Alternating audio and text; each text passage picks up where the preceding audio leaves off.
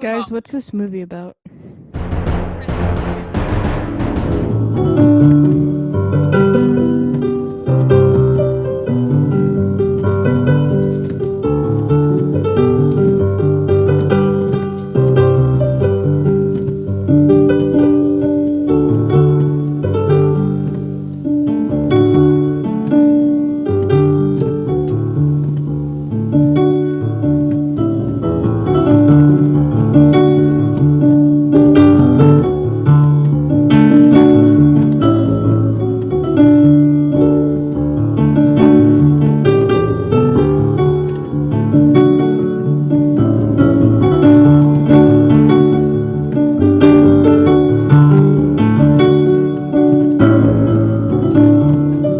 Hello! Hundreds of viewers! Hundreds of thousands Hundreds, of viewers. yeah. Welcome back to Okay. Two Kids in a Trenchcoat reading stuff during quarantine. Woo! This time we're doing, if you can't tell already, The Princess Bride. Yay! Yay! According to the book, it's a tale of true love and high adventure, pirates, princesses, giants, miracles, fencing, and a frightening assortment of wild beasts. A modern storytelling classic. And according to Mercedes, I've never seen this movie. And we're gonna ruin it. Yeah. Please hit like and subscribe because I made the graphic. Smash that I made the motherfucking graphic. Okay, here's the thing. Okay, I'm looking straight in the camera. I made the Oh, yeah? graphic, so now I need to say it because I made the fucking graphic. Well, yeah. That's the reason. What? We're just being enthusiastic, Nicole. Good. We're just Hit screaming, that like smash that motherfucking like button, you know? Smash that motherfucking like Smash it. button! 40-something This views. is a family channel. This is not a family We're channel. gonna get demonetized. The Princess Bride. Screenplay by William Goldman from his novel, 1986. Fade in on exterior a city street day. Camera tracks down a snow-covered New York City street. We hold a typical brownstone. As we push in on an upstairs bedroom window, we hear the sounds of a video game in progress. A video game on a computer screen. As a sick coughing sound is heard. Oh, I didn't hear it. Okay. I heard nothing. Silent cough. We saw them. Okay. Pull back to reveal. This kid, lying in bed, coughing, pale, one sick cookie. Maybe he's 7 or 8 or 9. He holds a remote in one hand, presses it, and the video game moves a little bit. Then he's hit by another spasm of coughing, puts the remote down.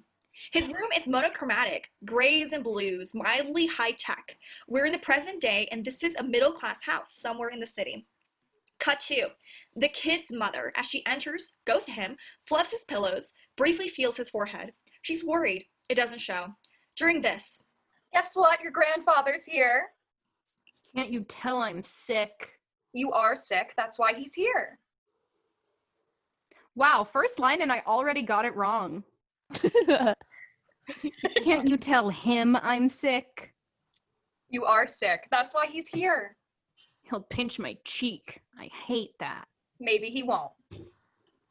the kid shoots her an I'm sure look. As we cut to the kid's grandfather bursting into the room, kind of rumpled, but the eyes are bright. He has a book tucked under one arm as he immediately goes to the kid, pinches his cheek.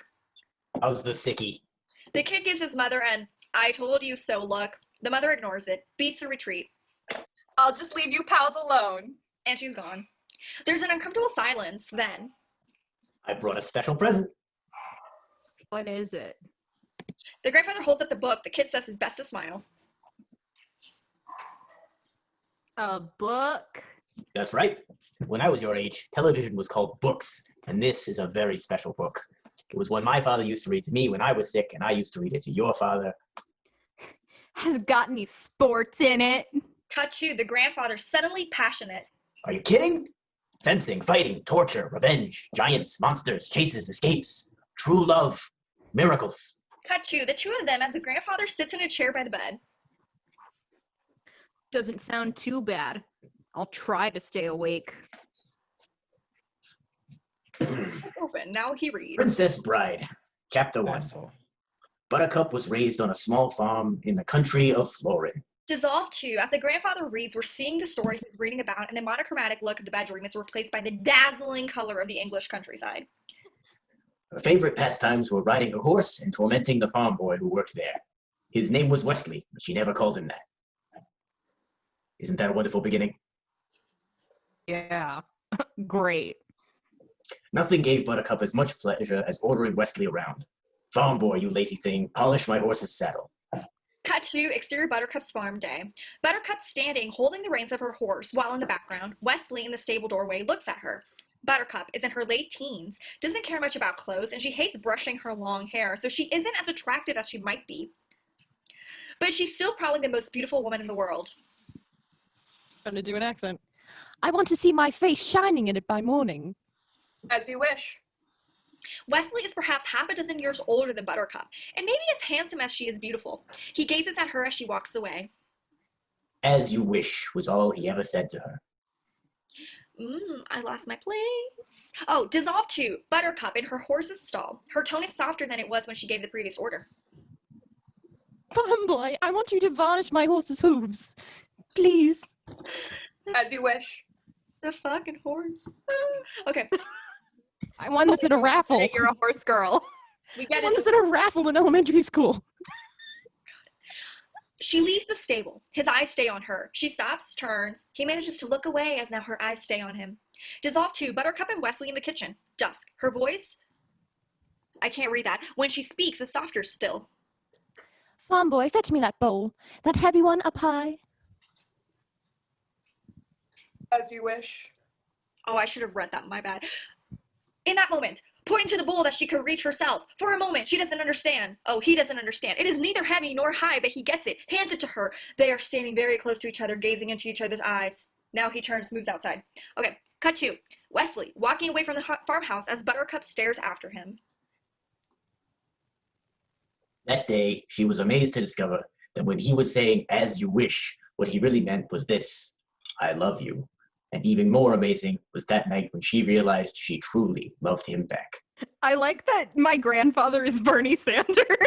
Bernie Sanders. It sounds like the same voice you did for the comedian in Wet Hot. Yes, it is. I have like 3 or 4 voices, and one of them I got from this movie, so... Yeah. Excellent. Dissolve 2, Wesley and Buttercup outside his tiny hovel in the moonlight. They are locked in a passionate kiss. Hold it, hold it. Cut to the kids' room. Is this a trick you're playing on me? Where's the sports? Is this a kissing book? Wait. Well, when does it get good? Keep your shirt on. Let me read. Keep your shirt Wesley had no money for marriage, so he packed his few belongings and left the farm to seek his fortune across the seas. Mercedes, are you sure you've never seen this movie? Yes. You are doing the lines exactly as they are in the movie. Really? Yeah, it's I'm actually just kind of doing my perfect. generic little boy impression. Look, Fred you're Savage doing himself. great, baby Fred Savage. It's great. Yes. Thank you. Cut to Wesley and Buttercup. They are standing a few feet apart at the gate of the farm. It was a very emotional time for Buttercup. She runs to Wesley, starts to embrace him. Ugh, I don't believe this. I fear I'll never see you again. Of course you will. But what if something happens to you? Hear this now. I will always come for you. How can you be sure? This is true love. You think it happens every day? He smiles at her. She smiles too, throws her arms so tightly around him. Then as Wesley walks away, Buttercup watches him go. Wesley didn't reach his destination. Cut to the room. His ship was attacked by the dread pirate Roberts, who never left captives alive. When Buttercup got the news that Wesley was murdered, Murdered by pirates is good. she went into her room and shut the door, and for days she neither slept nor ate. Oh, showing emotions? That's not manly. It's better to internalize them until they slowly kill you. I for a second really Could we leave politics out of this? Thank you. close up. Buttercup staring out the window. No emotion at all in her voice. No sigh at this moment. I will never love again. Yo. My dog just seriously looked at me, got up on my bed, and just plumped himself down. And I'm upset. Because He just wants. Tell to him I know love more. him.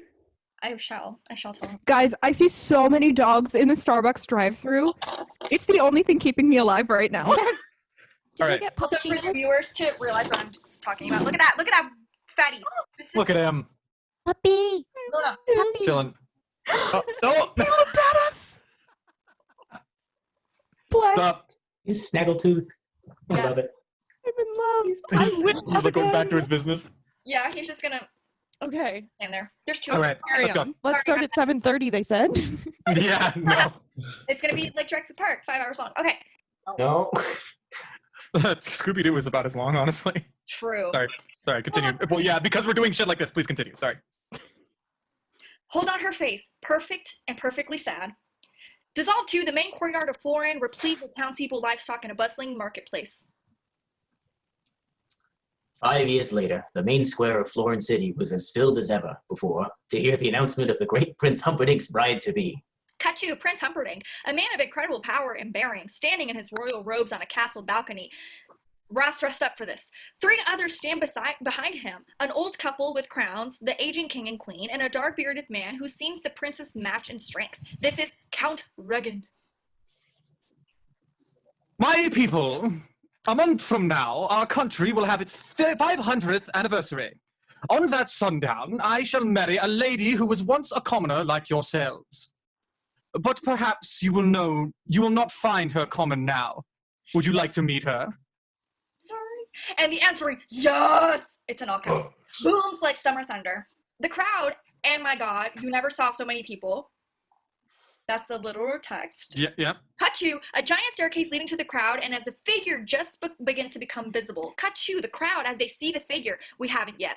And if there is such a thing as a collective action, then this crowd collectively holds its breath. Cut to this staircase. As the figure appears, it is Buttercup, and she is resplendent. She is repulsive. Not Boo! because Nicole Okay. can't read. It's It's the lady, sorry. My people, the Princess Buttercup. she descends the stairs and starts to move amongst the people. Omit 17 through 18. The balcony. Graphic sex scene. Bring back the giant Yes. sex scenes. All The right, go. balcony. The king says something, but all that comes out is one long mumble. Rugen, did you understand any of that? Not a syllable. It doesn't seem possible, but the king's mumblings are getting worse every day. Your father said it isn't safe for her to move among the people. It's all right. She's so gentle. Who would want to harm her? I tell you this, no man had better try. Cut to the crowd, and they do a very strange thing. With no instructions at all, they suddenly go to their knees. Great waves of people kneeling, and cut to Buttercup. Terribly moved. She stands immobile amongst her subjects, blinking back tears. Hold on her beauty for a moment. Then, cut to a stable in the castle grounds. It's the same day, mid-afternoon, and Humperdinck is dressed as before. Buttercup is now in riding clothes, as she leads her horse towards the prince. Then together they start for the stable door. Must you ride? You seem upset. King looks so old today. I suppose that upset me. He has a right to look old, my darling. He was, at last count, 97, and every organ in his body has long since betrayed him. And my father's health is not what's upsetting you. Have I been inattentive? Is that it? I know you don't love me, but I promise you'll grow to love me. Shakes her head, mounts expertly. By the way, Mercedes, the voice I'm doing is not at all what he sounds like in the movie. I'm It's so not glad. Also, the scene's That's not true. in the movie. Sorry, continue. Almost a whisper. It's not you. It was the crowd. They should not have bowed to me. When you proposed, I was just like them, ordinary. And even though I'd gone to royalty school, whatever that is, in my heart, I'm still ordinary. I felt a fraud today, and they should not have bowed to me. Beloved, you are the most beautiful woman in the world. When we marry, you'll be the richest and most powerful as well. Don't expect too much from life. You're very wise. I must learn to be satisfied with what I have. She reacts to her lot in life, and as she rides off, cut to Woodlands and Buttercup barreling On on, off screen. controlling the beast easily. She's more relaxed. It's later in the day. Cut to a wooden glen close to sundown. Lovely, quiet, deserted. Buttercup suddenly reins in a sweet. Cut to 3 men stand close together in the path. Beyond them can be seen the waters of Florin Channel. The 3 men are not your everyday commuter types. Standing in front is a tiny man with the most angelic face. He is a Sicilian and his name is Vizzini. Behind him is a Spaniard, erect and taut as a blade of steel. His name is Inigo Montoya. Beside him is a mustached giant. His name is Fezzik. A word, my lady. We are but poor, lost Zoom performers. Is there a village nearby? Nothing nearby, not for miles. Then there will be no one to hear you scream. Yikes. He nods to the giant Fezzik, who merrily reaches over, touches a nerve on Buttercup's neck, and then the start of a scream is all she needs.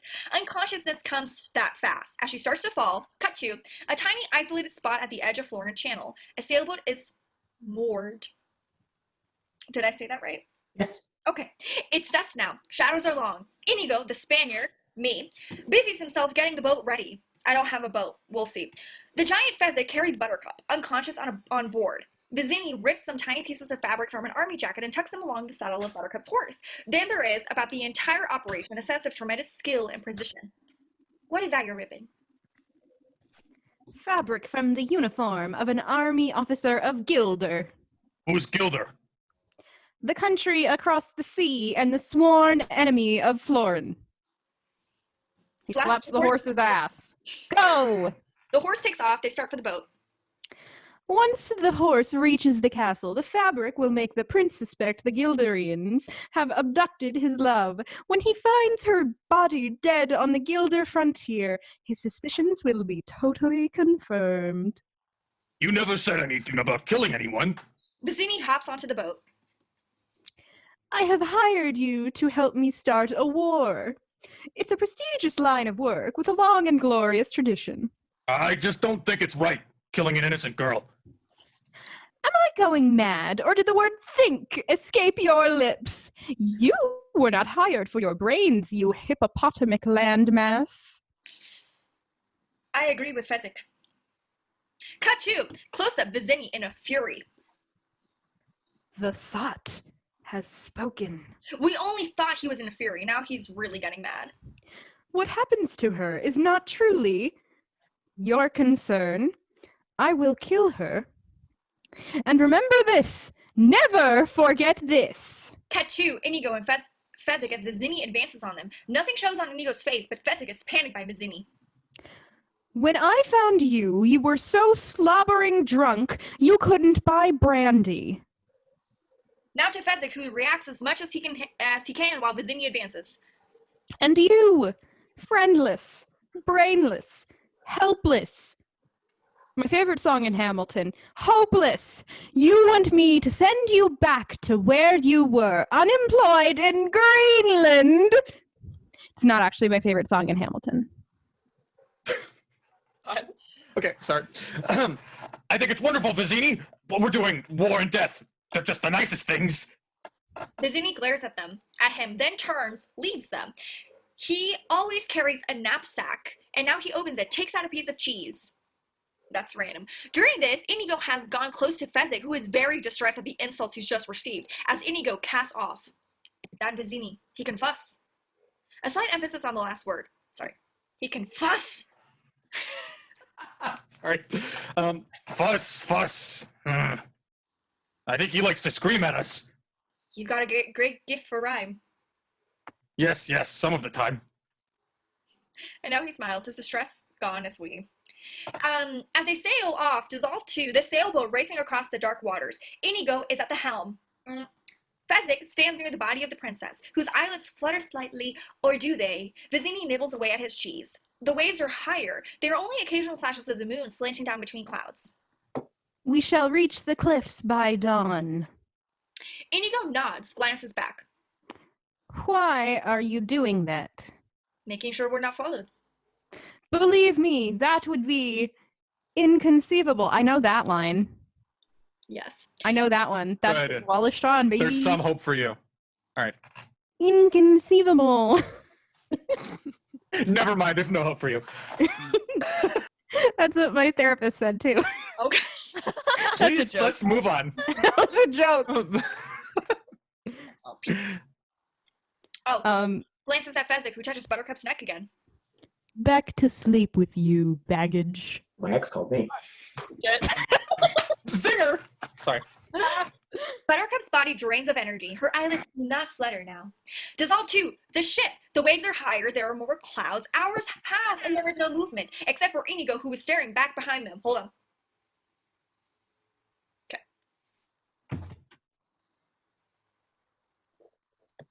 Vizzini, his I'm eyes... sorry, is this me? Yes. Vizzini, his eyes closed. I'm sorry, I was focused on being a dumbass. stop doing that. Oh. We can all relax. It's almost over. I'm sorry, I know it's my line, but my dog just farted, and it's so bad. I Okay. don't even know where he is. Okay. You sure no one could be after us? As I told you hours ago, it would be absolutely, totally, and in all other ways inconceivable. No one in Gilder knows what we've done, and no one in Florin could have gotten here so fast. Out of curiosity, why do you ask? No reason. It's only that I just happened to look behind us and something's there. And suddenly, the three whirls stare back as they do. Cut to the darkness behind them. It's hard to see. The moon is behind clouds now, but the wind whistles. And the waves pound. And suddenly, it's all gone ominous. Cut to Inigo, Bezic, and Vizini squinting back, trying desperately to see. At this moment, they are all holding their breaths.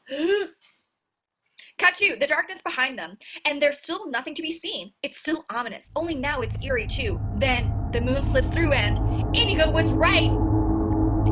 Something is very much there, a sailboat, black, with a great billowing sail. Black? It's all good distance behind them, but it's coming like hell, closing the gap. Right. Cut to Inigo, Fezzik, and Vizini staring at the other boat. Probably some local fishermen out for a pleasure cruise at night through eel-infested waters. And now as a sound comes from their boat, they turn as we cut to Buttercup diving into the water, starting to swim away. Cut to the boat and Vizini screaming. Go in, after her! I don't swim. I only dog paddle. I can hear her kicking near left. The moon, gone now, darkness again. Cut to Buttercup still close to the boat, switching from a crawl to a silent breaststroke. The wind dies, and as it does, something new is heard, a not too distant high-pitched shrieking sound. Buttercup steps suddenly, treads water. Cut to the boat. Do you know what that sound is, Highness? Those are the shrieking eels. That was the sound I just made. If you doubt me, just wait. They always grow louder when they're about to feed on human flesh. Cut to Buttercup treading water, still not far from the boat. The shrieking sounds are getting louder and more terrifying. Eee! Buttercup stays silent. Cut to the boat.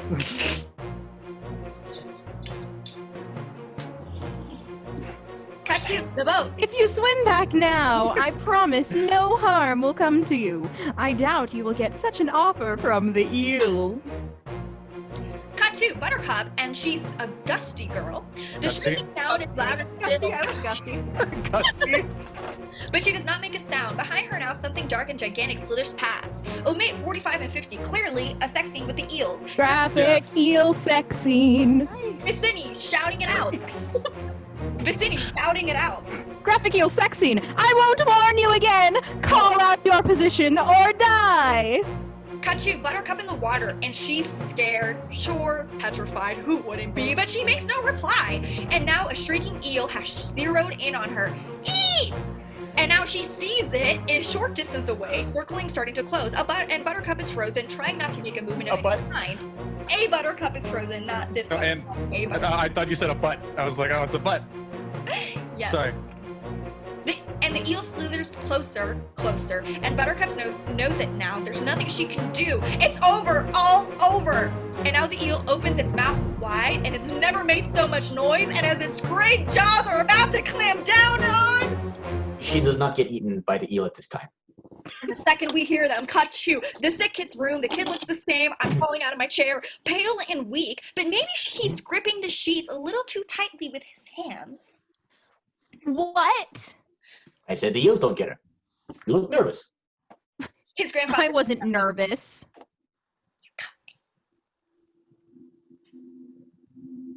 Oh, sorry. Nicole? His grandfather says nothing, just waits.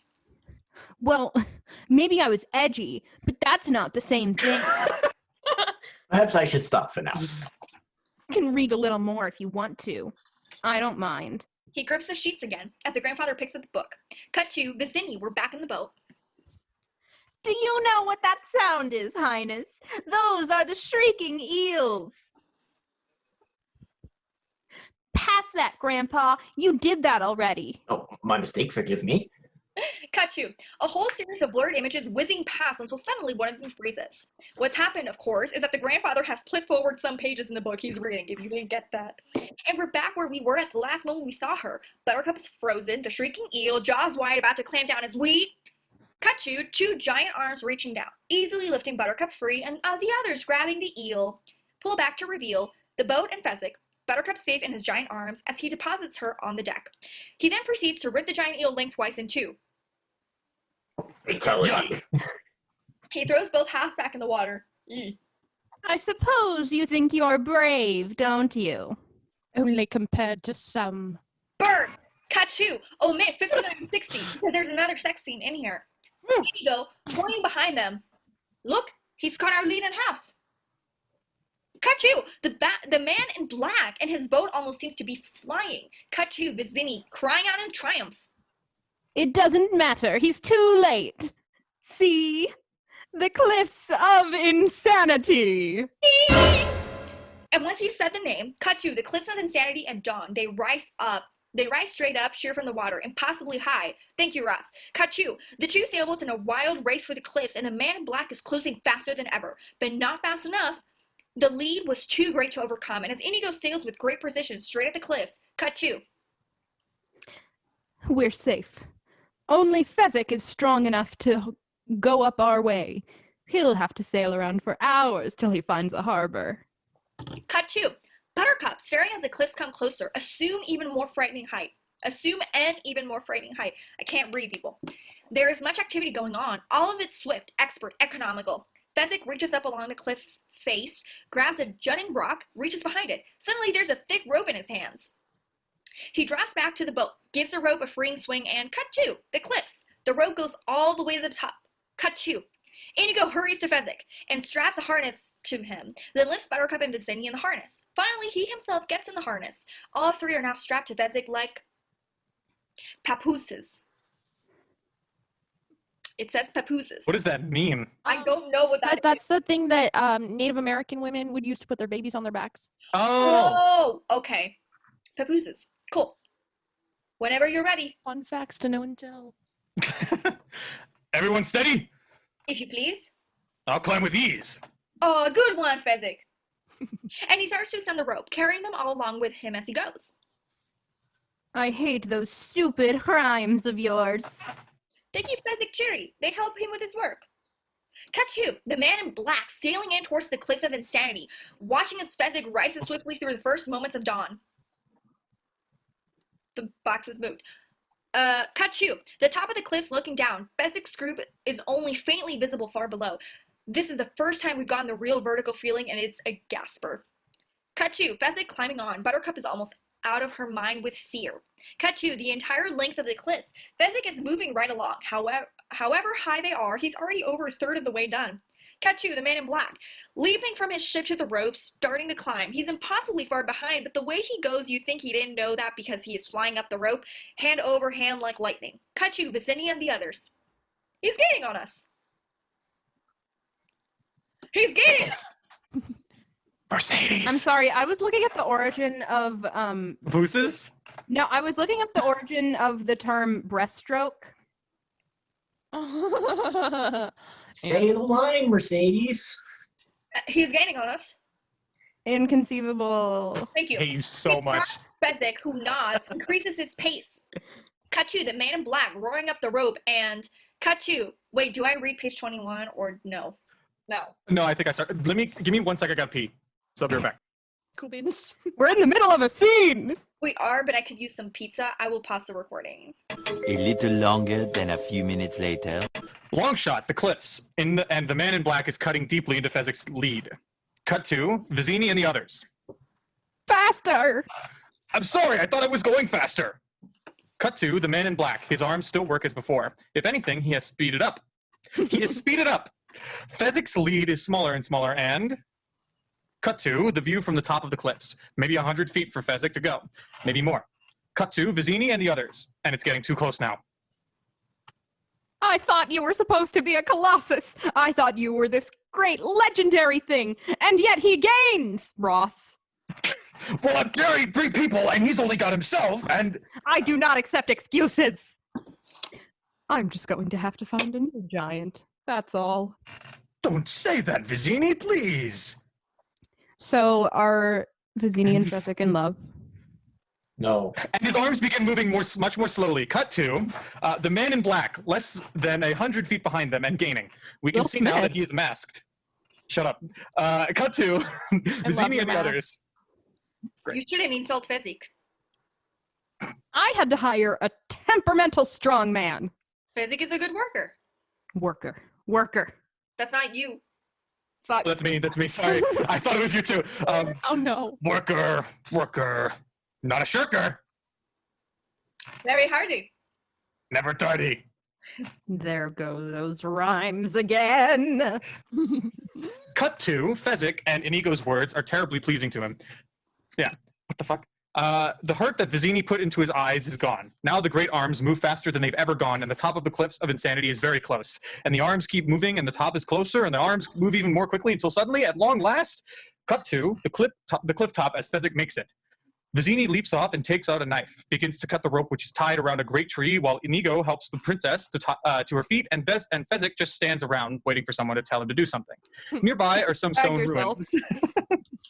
Once they might have been a fort, now they kind of resemble Stonehenge. Cut to the man in black. Will Smith? Will Smith, yes. Give me like 2 seconds. Okay, cool.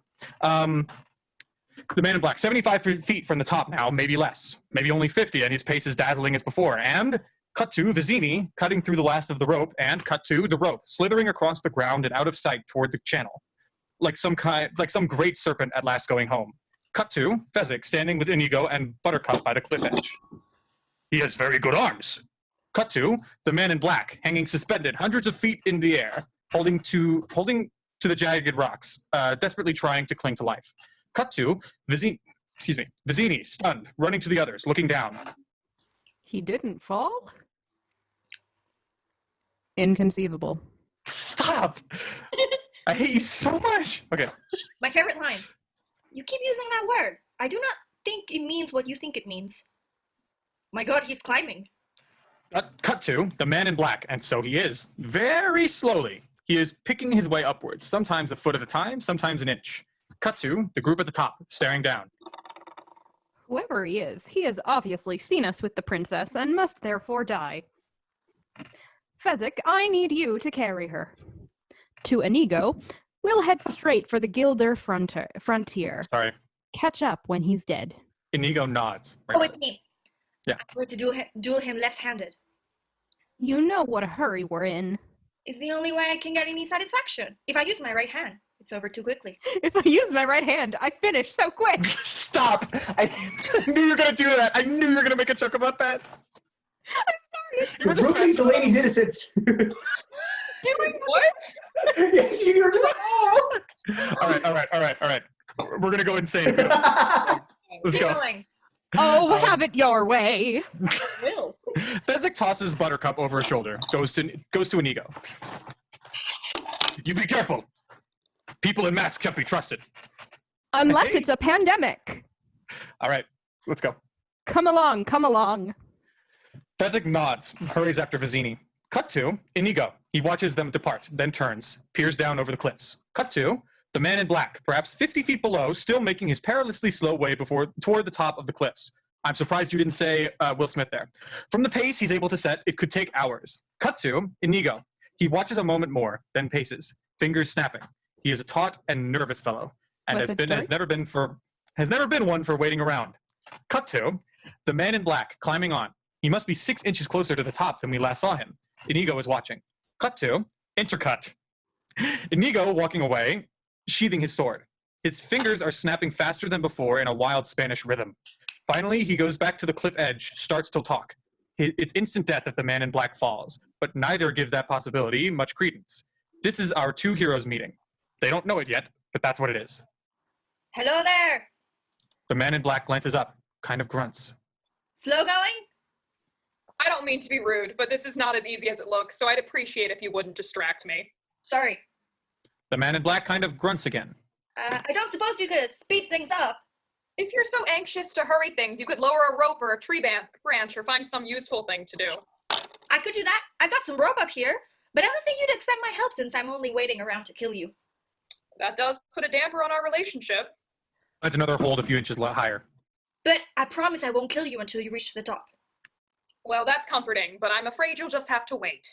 I hate waiting. I could give you my word as a Spaniard. No good. I've known too many Spaniards. And he just hangs in space, resting, gathering strength. Isn't there any way you'll just trust me? Nothing comes to mind. And to these words, camera zooms into a close-up of Inigo. He raises his right hand high, his eyes blaze, his voice takes on a tone we have not heard before. I swear on the soul of my father, Domingo Montoya, you will reach the top alive. Cut to the man in black. There is a pause. Then, quietly, Throw me the rope. cut to Inigo. He dashes to the giant rock the rope was originally tied to, grabs a small coil of rope, hurries back to the edge, and as he hurls it over, cut to the rope. It hangs close to the man in black. He releases the rocks, grabs the rope, hangs helplessly in space at a moment, then looks up at Inigo, and cut to Inigo, straining, forcing his body away from the cliff edge, and cut to the man in black, rising through the early morning light, slowly, steadily, and as the cliff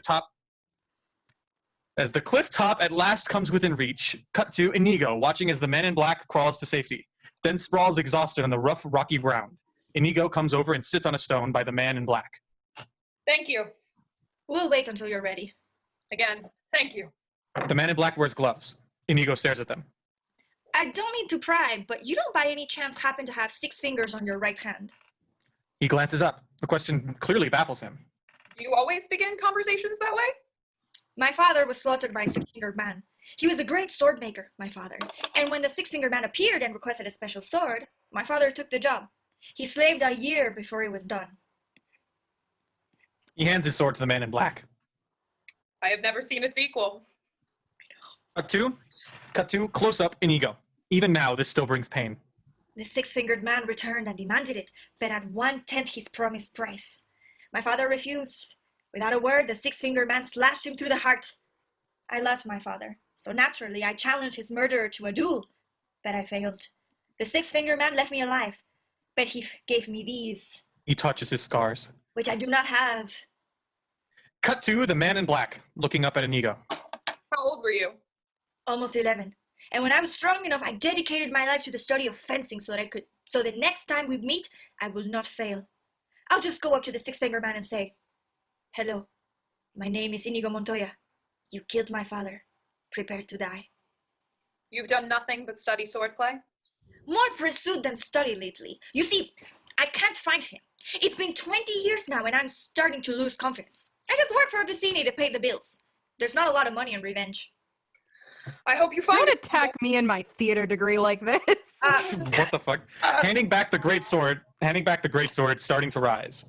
I hope you find him someday. Helping the man in black to his feet. You ready then? Whether I am or not, you've been more than fair. See, my decent fellow, I hate to kill you. You seem, Walking away a few paces, unsheathing his sword. you seem a decent fellow. I hate to die. Begin. And on that word, cut to the two of them. And what we are starting now is one of the 2 greatest sword fights in modern movies. The other one happens later on. Call the shot that they nailed. Oh my god. Good for her. And right from the beginning, it looks different because they aren't close to each other. None of that swords crossing on guard garbage. No. What we have here is 2 men, 2 athletes, and they look to be too far away to damage each other. But each time one makes even the tiniest feint, the other counters, and there is silence. And as they start to circle, cut to the man in black's eyes, hidden behind the mask, but right, and cut to the 6-fingered sword, feinting here, feinting there, and cut to the man in black, almost off balance, but he's got it back, and as he does, cut to Inigo's feet, and suddenly they seem to fly as he leaps forward in an incredible distance, and while he's in the air, cut to the man in black, jumping brilliantly to one side as Inigo flies at him, their swords cross, then again, and the sound comes so fast it's almost continual. Retreating, thrilled. You're using Bonetti's defense against me. I thought it fitting, considering the rocky terrain.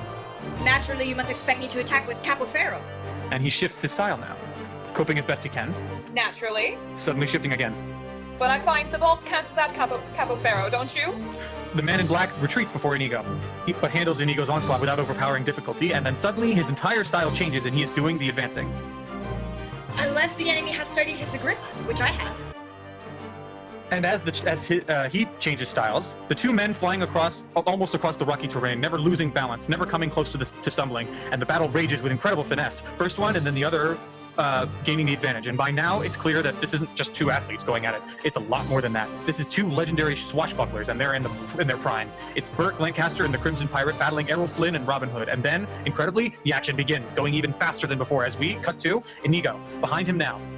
And behind him now, drawing closer all the time, is the deadly edge of the cliffs of insanity. Inigo fights and ducks and feints and slashes, and it all works, but not for long, as gradually the man in black keeps the advantage, keeps forcing Inigo back, closer and closer to death. You are wonderful!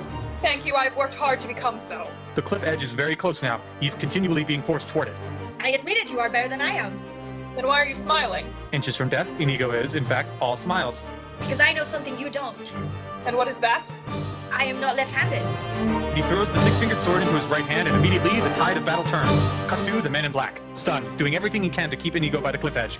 But no use. Slowly at first, he begins to retreat, now faster. Inigo is in control, and the man in black is desperate.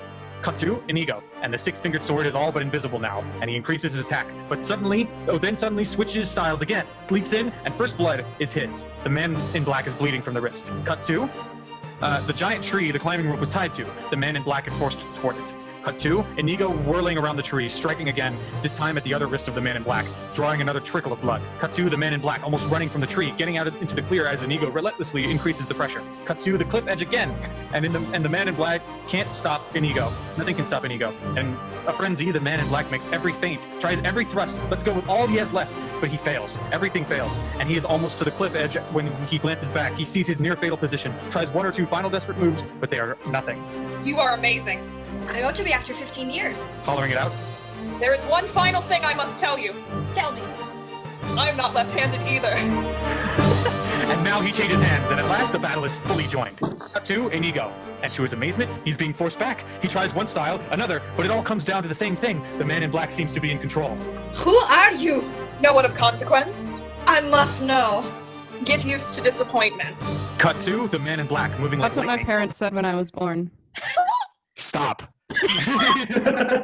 And he thrusts forward, slashes, darts back in almost a single movement, and cut to Inigo stunned, looking at his arm. It is bleeding. Cut to the man in black, and again he thrusts forward faster than before, and again he slashes, but cut to Inigo, and there is never a move anyone makes he doesn't remember, and this time he blocks the slash, slashes out himself with a six-fingered sword, and although the man in black manages to retreat out of range of the blow, the tide of battle has changed again, with Inigo back in command as they speed across the rock-filled terrain, dodging and lunging and feinting and tricking their swords in constant contact. Cut to Inigo's feet, moving with the grace and speed of a great improvisational dancer. Cut to improvisation or whatever. Cut to Inigo's sword hand as it flicks the great weapon, and the power in his wrist is tremendous. Cut to the mighty six-fingered sword as the light does its best to keep up with it. And now, at long last, cut to Inigo's face, and something terrible is written behind his eyes. He has given his all, done everything man can do, tried every style, made every maneuver, but it wasn't enough. And on his face, for all to see, is the realization that he, Inigo Montoya of Spain, is going to lose. Cut to the man in black, moving in for the end now, blocking everything, muzzling everything, and cut to the six-fingered sword sent flying from Inigo's grip.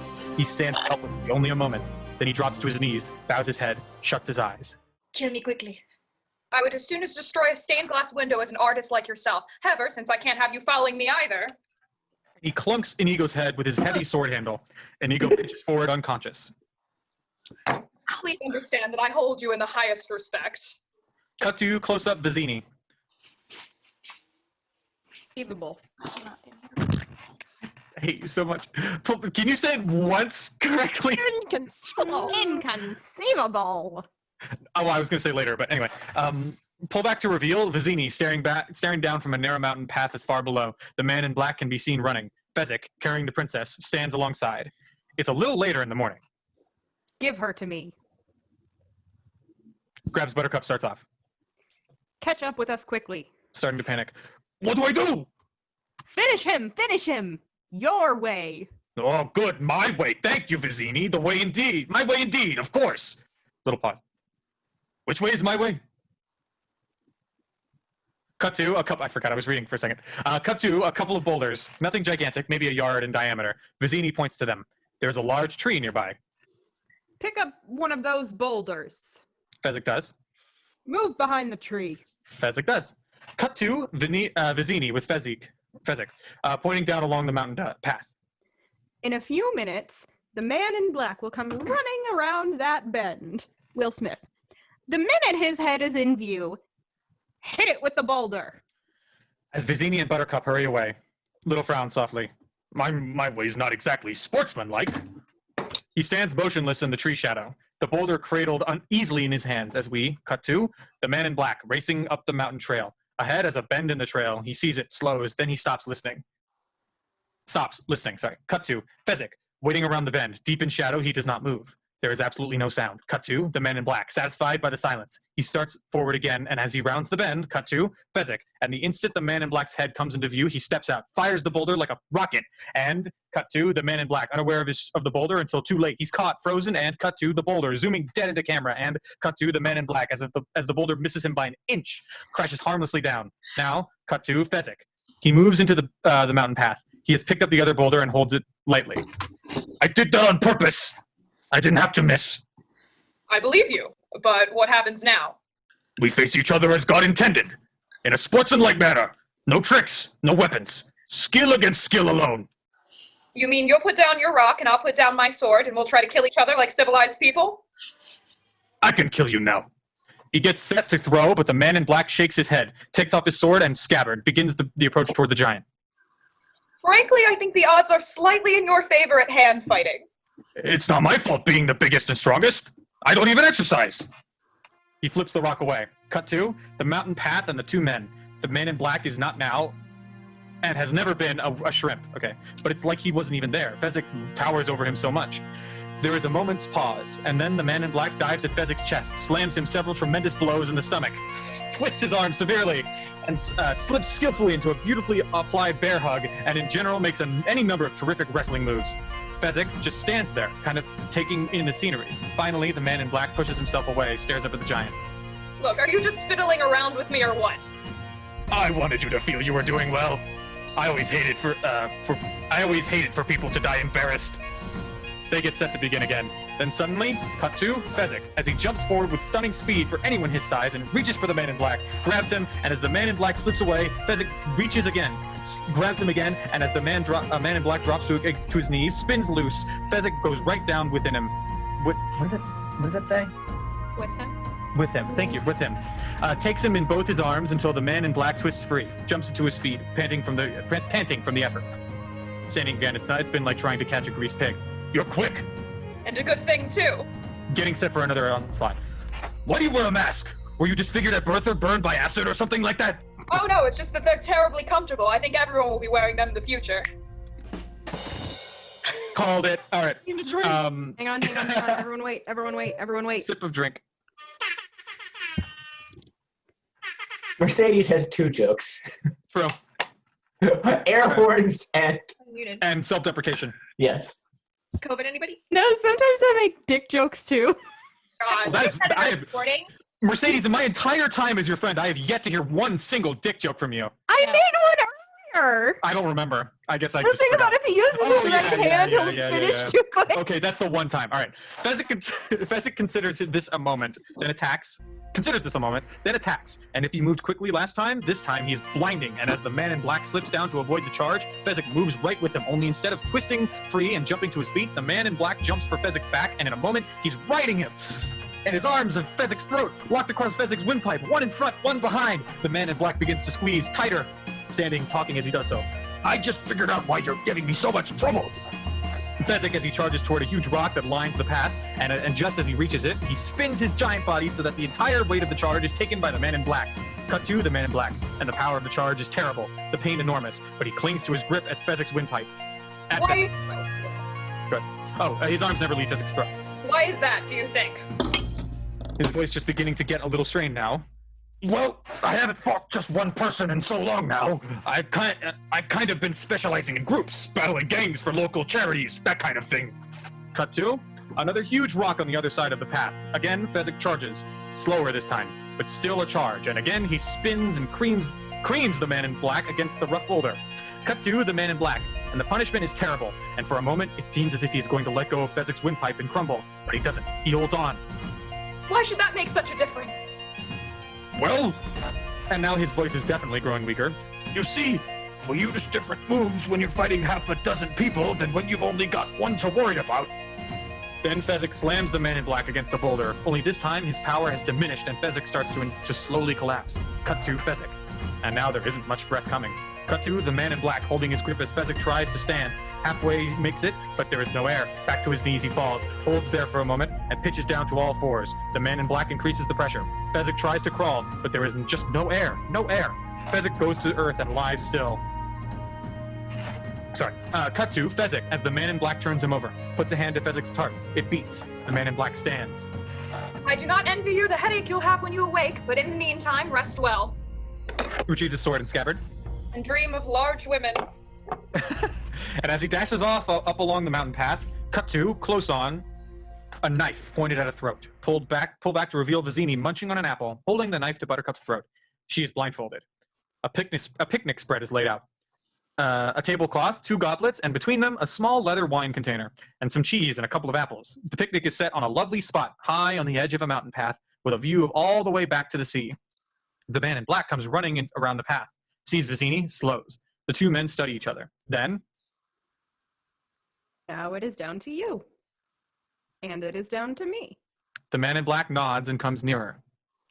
If you wish her dead, by all means, keep moving forward. And he pushes his long knife harder against Buttercup's unprotected throat. Let me explain. There is nothing to explain. You are trying to kidnap what I have rightfully stolen. Perhaps an arrangement can be reached. There will be no arrangement. As the man in black moves forward again, deliberate. And you're killing her! Cut to Buttercup's throat as Vizzini jabs with his long knife. A drop of red blood appears against her skin. Cut to the man in black, stopping fast. If there can be no arrangement, then we are at an impasse. I fear so. I cannot compete with you physically, and you are no match for my brains. You are that smart. Let me put it this way. Have you heard of Plato, Aristotle, and Socrates? Yes. Morons. In fact, they don't even pronounce their own names right. Aristotle and Socrates. Really? In that case, Don't forget Plato. Plato's fine. Shut the fuck up, Ross. Okay, continue. Sorry. So sorry. Really? In that case, I challenge you to a battle of wits. For the princess. The man in black nods. To the death. Another nod. I accept. Then pour the wine. As Vizzini fills the goblets with dark red liquid, the man in black pulls a small packet from his clothing, drops it by the wine. Open that and inhale, but do not touch. Doing it. I smell nothing. Taking the packet back. What you do not smell is called iocane powder. It's odorless, tasteless, dissolves instantly in liquid, and is among the deadlier poisons known to man. Hand me the goblets. Take them yourself. My long knife does not leave her throat. And he presses harder, making his meaning quite clear. Cut to Vizzini, watching excitedly as the man in black takes the goblets, turns his back. A moment later, he turns again, faces Vizzini, drops the iocane packet to the kerchief. It is empty now. Oh, that's so dirty in my head. Huh? I just made that so dirty. Oh. How? Long. Turns his back. My long knife. The long Yes. knife thing. Oh. Red. Your throat. Okay. Yeah. You Ha ha ha. You've been in quarantine in too. post. You've been in quarantine too long, Nicole. Jake's Oh got wait, I've gone past. Wait. This is someone Nicole, else's. stop being horny on Maine. This is someone else's. This, I feel like it. Oh Vizzini, no. watching excitedly as Oh, the man no. in black takes the goblets, turns Well, you're his not back. recording. I'm Oh, I recording. Oh, you are. Oh no. A Okay, moment continue, later, he I'll turns for again, everyone. faces Vizzini, drops the iocane powder to the kerchief. It is empty now. The man in black sits, puts one glass in front of Vizzini, the other in front of himself. All right. Where is the poison? The battle of wits has begun. It ends when you decide, and we both drink and find out who is right and who is dead. But it's so simple. But why did you put me? I hit the wrong button. But it's so Oh, simple. no. All I need do is divine from what I know of you. Are you the kind of man who would put the poison into his own glass or his enemies? He reaches for the man in black's wine goblet, studies it. No. A clever man would place the poison in his own goblet, because he would know that only a great fool would reach for what he was given. I am not a great fool, despite what my dad says. So I can clearly not choose the wine in front of you. Puts the goblet down, picks up his own. But you must have known I was not a great fool. You would count on it. So I can clearly not choose the wine in front of me. He puts that goblet down. And now, Man in Black, another trace of nervousness beginning. You've made your decision then? Not remotely. Because iocane comes from Australia, as everyone knows, and Australia is entirely peopled with criminals, and criminals are used to having people not trust them, as you are not trusted by me, so I can clearly not choose the wine in front of you. Truly, you have a dizzying intellect. Wait till I get going. Where was I? Yes, Australia. And you must have suspected I would have known the powder's origin, so I can clearly not choose the wine in front of me. This is what having anxiety is like. You're stalling. Oh, the scene is so good. You're stalling now. You'd like to think that, wouldn't you? Stares at the Man in Black. You've beaten my Turk, which means you are exceptionally strong. So, you could have put it in your cup, trusting on your strength to save you. So I can clearly not choose the wine in front of you. But you also bested my Spaniard, which means you must have studied. And in studying, you must have learned that man is mortal. So you would have put the poison as far from yourself as possible, so I can clearly not choose the wine in front of me. As Vizzini's pleasure has been growing throughout, the Man in Black has been fast disappearing. Oh? You're just trying to trick me into giving away something. It won't work. It has worked. You've given everything away. I know where the poison is. Then make your choice. I will, and I choose. And he suddenly stops, points something behind the Man in Black. What in the world can that be? Cut to the Man in Black turning around, looking. Where? I don't see anything. Cut to Vizzini, busily switching the goblets while the Man in Black has his head turned. Well, I could have sworn I saw something. No matter. The Man in Black turns to face him again. Vizzini starts to laugh. What's so funny? Tell you in a minute. First, let's drink. Me from my glass, you from yours. And he picks up his goblet. The Man in Black picks up the one in front of him. As they both start to drink, Vizzini hesitates a moment. Then, allowing the Man in Black to drink first, swallows his wine. You guessed wrong. You only think I guessed wrong. That's what's so funny. I switched glasses when your back was turned. Cut to the Man in Black. There's nothing he can say. He just sits there. Cut to Vizzini watching him. Fool! You fell victim to one of the classic blunders. The most famous is never get involved in a land war in Russia. In Asia. What? Asia. Landlord. What? I mean, no, you're right though. In winter. True. There's a reason why, like, You can expand that one to don't pull a Hitler. Because you should just never do that. Wait, where were we? Oh no. Fool! You fell victim to one of the classic blunders. The most famous is don't be Hitler. Famous saying. Fool! You fell victim to one of the classic blunders. The most famous is never get involved in a land war in Asia or Russia. But only slightly less well known is this. Never go in against a Sicilian when death is on the line. He laughs and roars and cackles and whoops and is in all ways quite cheery until he falls over dead. Cut to the Man in Black, stepping past the corpse, taking the blindfold and the bindings off Buttercup, who notices Vizzini lying dead. The Man in Black pulls her to her feet. Who are you? I am no one to be trifled with. That is all you ever need to know.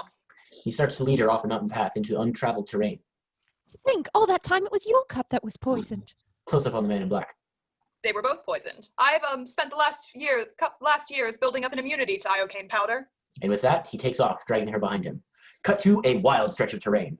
The Man in Black comes running into view, still dragging Buttercup, who sometimes stumbles, but he keeps forcing her along. Finally, when she's close to exhaustion, he lets go of her. Catch your breath. If you'll release me, whatever you ask for ransom, you'll get it, I promise you. And what is that worth, the promise of a woman? You are very funny, Highness. I was giving you a chance. It does not matter where you take me. There is no greater hunter than Prince Humperdinck. He can track a falcon on a cloudy day, and he can find you. You think your dearest love Go will PHS. Stop. Guys, our mascot was the Falcons. Stop. stop. You think your dearest love will save you? Where am I? I never said he was my dearest love, and yes, he will save me. That I know. You admit to me you do not love your fiancé. He knows I do not love him. Are not capable of love, is what you mean. I have loved more deeply than a killer like yourself could ever dream. Suddenly, the man in black raises his hand, starts it forward in a slapping motion. Buttercup tries to turn her head away. The man in black stops his hand a fraction of an inch away from her cheek. Yikes. That was a warning, Highness. The next time my hand flies on its own, for where I come from, there are penalties when a woman lies. And suddenly, he grabs her hand, and they're once again racing away. Cut to Prince Humperdinck lying on the top edge of the cliffs of insanity, his body dangerously over the side, staring down. Cut to Count Rugen, mounted, watching. Behind him, half a dozen armed warriors, also mounted. A great white horse waits riderless in front. The prince nimbly jumps to his feet, begins examining the rocky ground. Toward an ordinary eye, that's all it looks like, rocky ground. But not to Humperdinck. And maybe he isn't the best hunter in the world. Then again, maybe he is, because as he begins to put his feet into strange positions, we realize what he's doing is miming fencers. There was a mighty duel. It ranged all over. Now he changes hands, still in mime, shifting into the imaginary sword. He shakes his hand. It makes no sense. Sometimes they held with the left hand, sometimes the right. Prince Humperdinck continuing his miming, and he's following the course of the duel. It's incredible.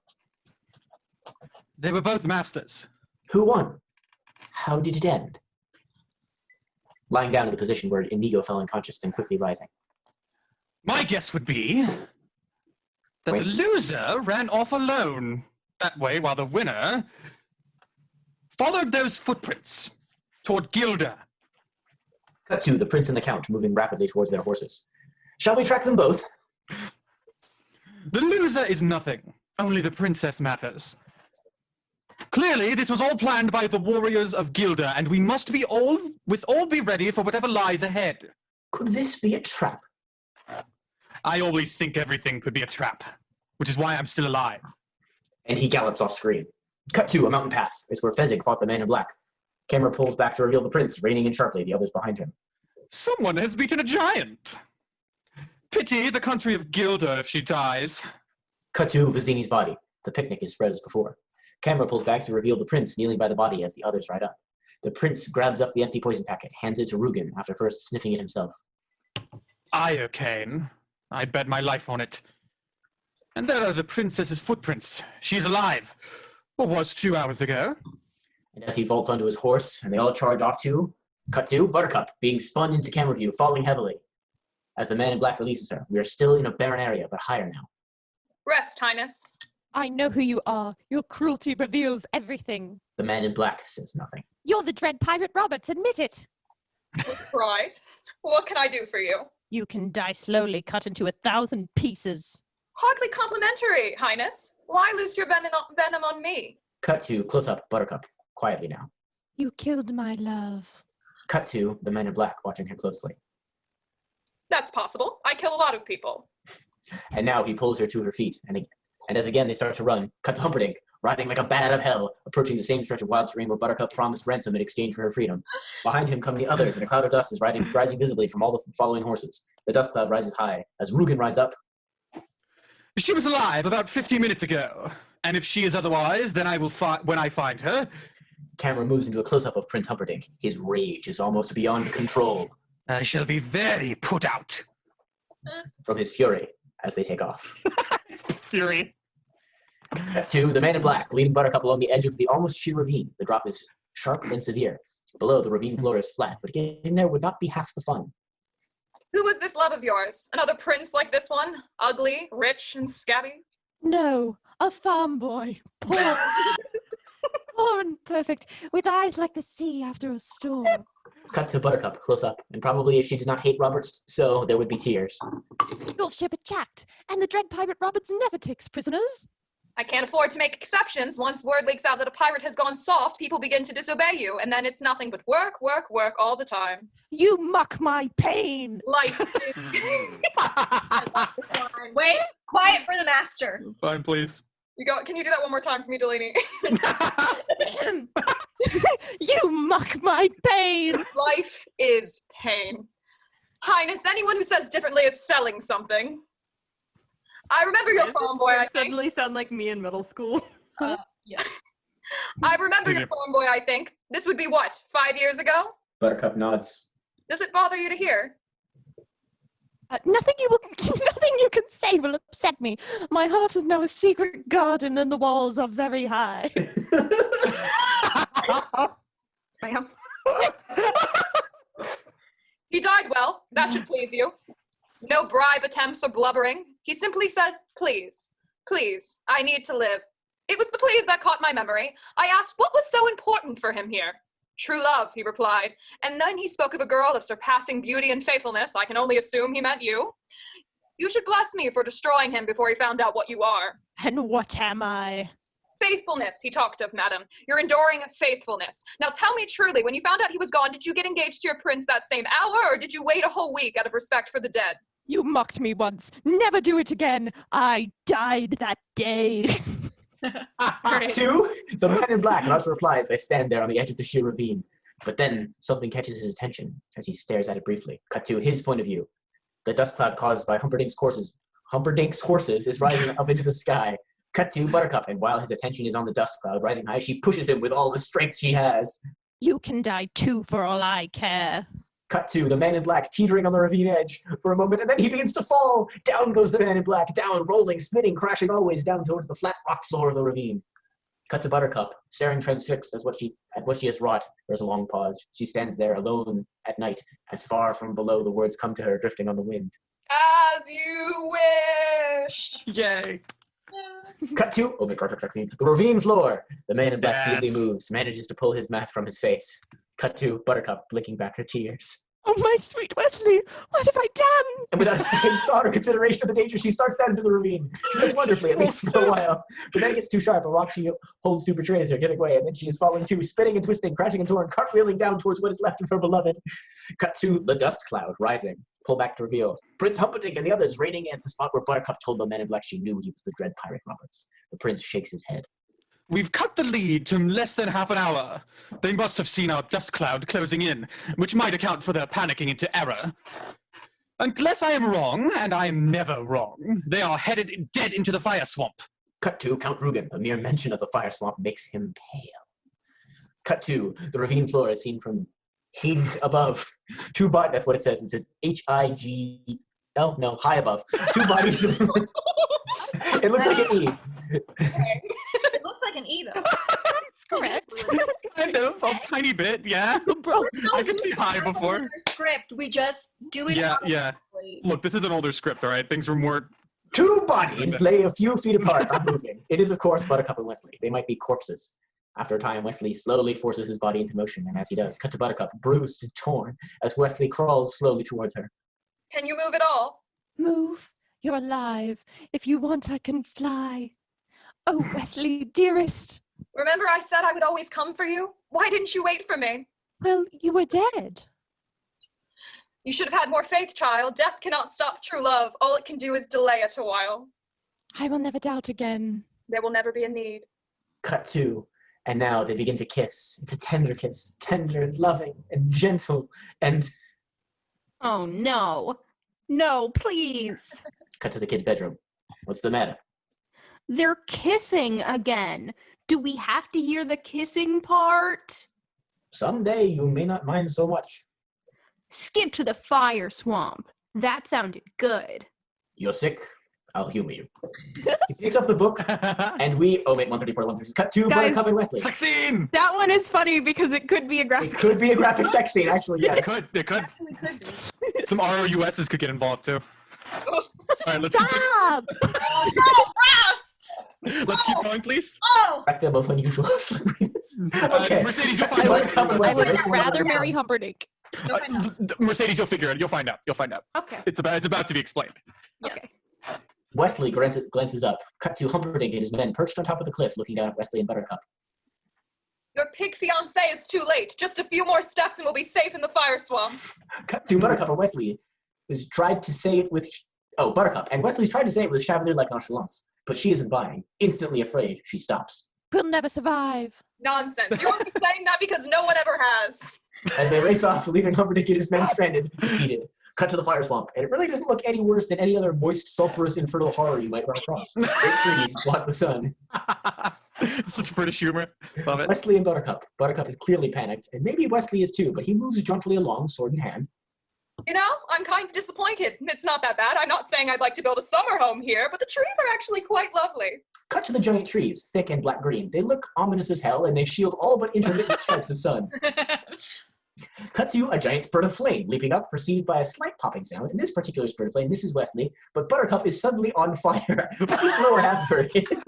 God damn it. God damn it, Delaney. It's like the elbow thing. I hate you so Yeah. Cut to Wesley, instantly diving at her, knocking her to the moist ground, throwing his own body over the flames, suffocating them. This isn't all that easy, and it causes him a bit of grief, but he does his best to sound as jaunty as before. Wesley helps her to her feet. She is dazed, and her panic has grown. He seems all excited. Well, now that was an adventure. He examines where the flames burst over her. Singed a bit, were you? You? He was, and he shakes his head. No. Cut to the swamp floor, and as there's another popping sound, cut to Wesley, grabbing Buttercup, pulling her aside to safety as another great spurt of flame suddenly shoots up. One thing I will say, the fire swamp does keep you on your toes. Buttercup is frozen with fear. He takes her hand, gently leads her forward as we dissolve to the two of them moving slowly along through a particularly dangerous part of the fire swamp. It's later now. The sun slants down at a slightly different angle. This will all soon be but a happy memory because Robert's ship, Revenge, is anchored at the far end, and I, as you know, am Roberts. But how is that possible since he's been marauding 20 years and you only left me 5 years ago? I myself am often surprised at life's little quirks. You see, what I told you before about saying please was true. A popping sound, a huge spurt of flame. Wesley simply picks up Buttercup up as they move along, moves her out of danger, puts her back down, goes right on talking without missing a beat. It intrigued Roberts, my saying please, as did my descriptions of your beauty. Cut to some hideous vines. They look like they could be flesh-eating. Wesley takes his sword, slices a path for them to follow. The vines groan as they fall. He's been chatting away the entire time. Finally, Roberts decided something. He said, all right, Wesley, I've never had a valet. You can try it for tonight. I'll most likely kill you in the morning. For 3 years, he said that. Good night, Wesley. Good work. Sleep well. I'll most likely kill you in the morning. It was a fine time for me. I was alive and learning to fence, to fight, anything anyone would teach me. Roberts and I eventually became friends. Then it happened. What? Go on. Cut to Wesley, picking her up, carrying her across some swamp that is bridged by a narrow, rickety tree branch. Roberts had grown so rich, he wanted to retire. He took me to his quarters, and he told me his secret. I am not the Dread Pirate Roberts, he said. My name is Ryan. I inherited that ship from the previous Dread Pirate Roberts, just as you will inherit it from me. The man I inherited it from was not the Dread Pirate Roberts either. His name was Cumberbund. The real Roberts has been retired 15 years and living like a king in Patagonia. Then he explained that the name was the important thing for inspiring the necessary fear. No one would surrender to the Dread Pirate Wesley. Or the Dread Pirate Ryan. I would surrender to the Dread Pirate Cumberbund because you know that guy's got some issues. I mean, Yeah. but the The Dread Pirate Cumberbund fucking sucks. terrifying. Okay. The two of them have by now crossed the pond. So we sailed ashore, took on an entirely new crew, and he stayed abroad for a while as first mate, all the time calling me Roberts. Once the crew believed, he left the ship, and I have been Roberts ever since. Except now that we are together, I shall retire and hand the name over to someone else. Is everything clear to you? Cut to Buttercup, about to reply, but the ground she steps on gives way. It's snow sand, a great patch of it, and it has her. A cloud of powder rises as she sinks into stuff, crying, "Oh my God, Wesley's name!" But then she's gone. So we cut to Wesley whirling, slashing at a U-shaped vine, hacks it in half. It's still connected to the tree. Then he grabs it, drops his sword, and clutching the other end of the vine, he dives into the snow sand, and there is another cloud of white powder, but it settles quickly. Now nothing can be seen, nothing at all, just the snow sand, lovely and lethal. Hold on the snow sand, then cut to the giant trees. Nothing much moves. The snow sand is quiet. An odd panting sound is heard now. The panting sound is suddenly very loud. And then a giant ROUS starts into view. The ROUS, a rodent of unusual size, is probably no more than 80 pounds of bone and power. It sniffs around a bit, and then, as quickly as it has come, it goes climbing. As it continues to climb, it stops, rests, looks down from a tree branch, panting and deadly. Cut to the snow sand as Wesley, lungs long past the bursting point, explodes out. He has Buttercup across his shoulders, and as he pulls to the edge of the snow sand pit using the vine, cut to close up Buttercup. Her face is caked with the white powder. It's still in her eyes, her ears, hair, mouth. She's still probably beautiful, but you have to look awfully hard to see it. As Wesley continues That's to what run people to say safety, about me. Shut up! cut to the ROUS, high above them. It watches. Cut to Buttercup, placed sitting, her back against a tree. Wesley is cleaning the snow sand from her face. He hesitates, glances around, and cut to the ROUS on a much lower branch now. It stares down at Wesley.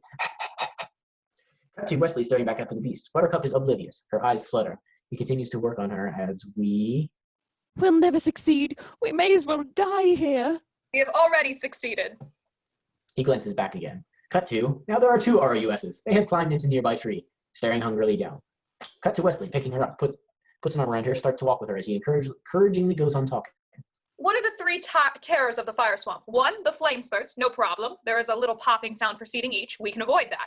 Two, the snow sand, but you were clever enough to discover that. It looks like so in the future we can avoid that too. What about the ROUSs, Wesley? The rodents of unusual size. I don't think they exist.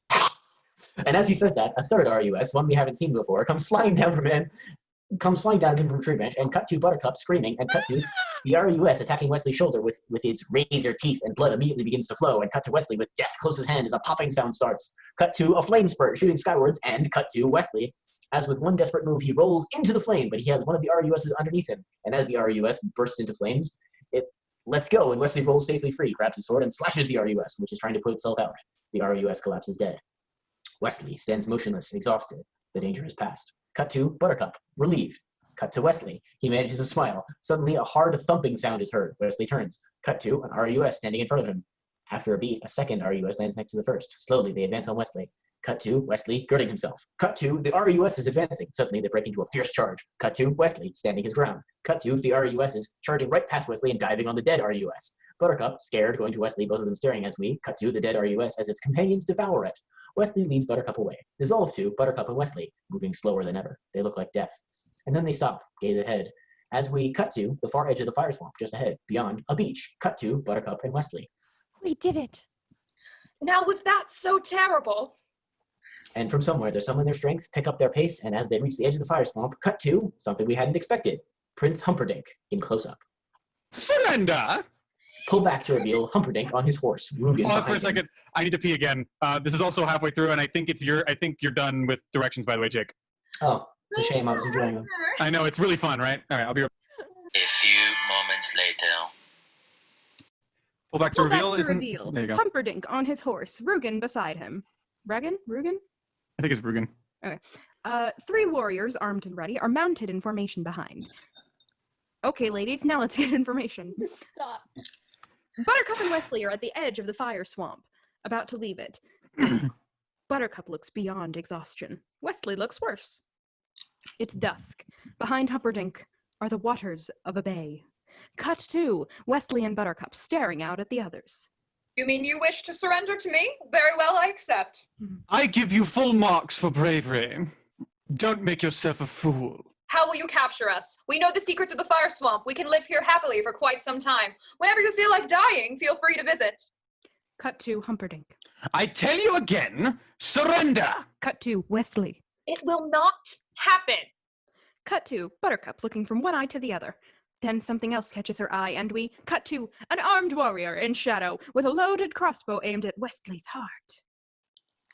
Cut to Buttercup looking the other way. Cut to another warrior, crossbow aimed at Wesley. Cut to Humperdinck. For the last time, surrender! Cut to Wesley. Death first. Cut to Buttercup, frantically staring around, and now cut to a third warrior, crossbow stretched, ready to fire. This one is hidden in a tree, blocking any escape Wesley might try. Will you promise not to hurt him? Cut to Humperdinck, whirling to face her. What was that? Cut to Wesley, whirling to face her. Cut to Buttercup, talking to them both. If we surrender freely and without struggle, will you promise not to hurt this man? May I live 1,000 years and never hunt again? He is a poor, simple sailor on the pirate ship Revenge. I have known him since we were young. Will you promise to return him to his ship? Cut to Prince Humperdinck and Count Rugen. I swear it will be done. Once we're out of sight, take him to the pit of despair. We done? Rugen? I said it. I swear it will be done. I will torture that bitch. Cut to Buttercup and Wesley. I thought you were dead once, and it almost destroyed me. I could not have you die again when I could save you. Wesley, close up, dazed, silent. Cut to Mercedes burping. Cut to Buttercup, about to come apart at the seams, emotionally. She starts to speak again. Can't. Turns. Starts away, and cut to Wesley watching, and cut to Humperdinck riding to her, swooping her up onto his horse, racing off. Cut to Wesley, staring after her as Rugen, dismounted now, and his warriors advance on Wesley. The Count has a heavy sword. and he holds it in his hand. Come, sir, we must get you to your ship. We are men of action. Lies do not become us. Well spoken. Wesley is looking. What is it? You have 6 fingers on your right hand. Someone was looking for you. Count Rugen clubs Wesley hard across the skull. Cut to Wesley. He falls like a stone. The screen goes black. In the darkness, frightening sounds. Faded on, something even more frightening. Student debt. A giant cage, dank and chill, underground and windowless, thickly barred. Wesley lies in the center of the cage, chained and helpless. Cut to something really frightening. Even more student debt. A bloodless looking practicing albino. material or something? What are you doing? I'm working on my type 5. What the fuck? Airline food, am I right? Cut to something really frightening. A bloodless looking albino. That feels offensive. Yet pale, he silently enters the cage, carrying a tray of food and medication. He puts it down. Where are we? The pit of despair. He begins tending Wesley's wound. Sin. Wesley winces. Don't think about us. Escaping. Your chains are much too thick. And don't dream of a rescue either. The only way in here is secret. Only the prince, the count, and I know how to get in and out. I didn't know Harvey Firestein was in this movie. I was hoping you Go would that deep. that pit of despair. Dang, I'm so glad. I'm here till I die then? I'm here till I die then? Do they kill you? Yes, of course. Then why bother curing me? The prince and count always exist. Everyone be healthy before they are broken. Naturally. So it's to be torture. The albino. Nod. I can cope with torture. From the albino. Shake. You don't believe me? You survived the fire swamp. You must be very brave. But no one withstands The machine. He studies Wesley, his face almost sad. Buttercup, and her face is sad. Pallid, perhaps ill, she wanders down a corridor in Florin Castle. As she moves unseeing past an intersecting corridor, cut to Prince Humperdinck and Count Rugen watching her. She's been like that ever since the fire swamp. It's my father's failing health that's upsetting her. As they move on, cut to Florin Castle at night. Camera holds on it while we hear the grandfather's voice reading. The king died that very night, and before the following dawn, Buttercup and Humperdinck were married, and at noon she met her subjects again, this time as their queen, and... Hey, hold it a sec. Please. Cut to the kid's room. The kid is half sitting now, not strong yet, but clearly stronger than when we first saw him. His grandfather, sitting on the bed now, holds the book. Grandpa, you read that wrong. She doesn't marry Humperdinck, she marries Wesley. I'm just sure of it. After all that Wesley did for her, if she didn't marry him, it wouldn't be fair. Who said life was fair? Where is that written? Life isn't fair. It's just fairer than death, that's all. I'm telling you, you're messing up the story. Now get it right. Men's rights. Do you want me to read this? Yes. Yes, I do. Okay then, no more interruptions, boy from the script or Mercedes. At noon, she met her... At noon, she met the Deserved. subjects again, this time as queen. And on these words, cut to, this is my narrator character, Prince Humperdinck on the same balcony when we first saw him, in full color. Count Rugen stands behind him. My father's final words were, "Love her as I loved her, and there will be joy. I present to you your queen, Queen Buttercup." And on his words, cut to the crowd, and it's gigantic. How did the Omit 147. sex scene between the father and Buttercup? Sorry. No. Oh God, what? No more. Balcony as Buttercup emerges as she descends the staircase. Cut to the crowd, suddenly going to its knees, wave after wave of silent kneeling people, all of them down. Cut to Buttercup, touched as before, but then she seems stunned as we cut to the crowd. Someone is booing! The booing gets louder as an ancient woman. Wait, isn't that me? Yeah, that's you. I'm sorry. I didn't know that. Hang on, God damn, Nicole, Jesus, stealing Ancient some shit. Bua. hang on, where'd they? Hang on, I have a whole look. Okay, I just You have a whole look? yeah. That's the one. She doesn't even go here. She doesn't even go here. The booing gets louder as an ancient woman approaches Buttercup through the crowd, booing every step of the way. Why do you do this? Because you had love in your hands and you gave it up for gold. It's so wait, Mercedes. It's my wife. Mercedes, that is like, please use that voice from Miracle Max as well, please. It's Okay, so it's perfect. Billy Crystal. Yeah. That's really Okay, sorry. Continue. But they would have killed Wesley if I hadn't done it. Your true love lives, and you're going to marry another. True love saved her in the fire swamp, and she treated it like garbage. And that is what she is. The queen of refuse. Refuse. The queen of refuse. So cheer her if you want. Cheer the queen of slime. The queen of muck. The queen of putrescence. She advances on Buttercup, who is more and more panicked. Close up, the ancient queen. Louder and louder, she shrieks. Vituperation at Buttercup, reaching out her old hands toward Buttercup's throat. Oof. And Buttercup is as frightened now as Dorothy was when the witch went after her in The Wizard of Oz. And suddenly, crossover. cut to Buttercup, coming out of her nightmare, alone in her castle bedroom, as she frantically grabs a robe and starts to run. It was still 20 days till the wedding. The king still lived, but Buttercup's nightmares were growing steadily worse. See? Didn't I tell you she'd never marry that rotten Humperdinck? Yes, you're very smart. Shut up. That's what my parents say to me, too. Oh my God. That was a good one. Cut to Buttercup, banging on the door to the prince's chambers. He opens the door, brings her in. Count Rugen is seated at a desk covered with official-looking papers. Comes to this.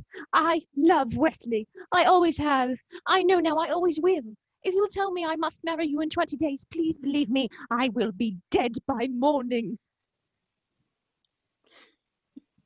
I'm just imagining this as like that meme of the girl like explaining something and then another woman just being like, I will be dead by morning. Cut to Prince Humperdinck, just stunned. Finally, softly, he begins to talk. Hang on. It's hard to do soft in this voice. I could never cause you grief. Consider our wedding off. You return this Wesley to his ship. Then we will simply alert him. Beloved, are you certain he still wants you? After all, it was you who did the leaving in the fire swamp.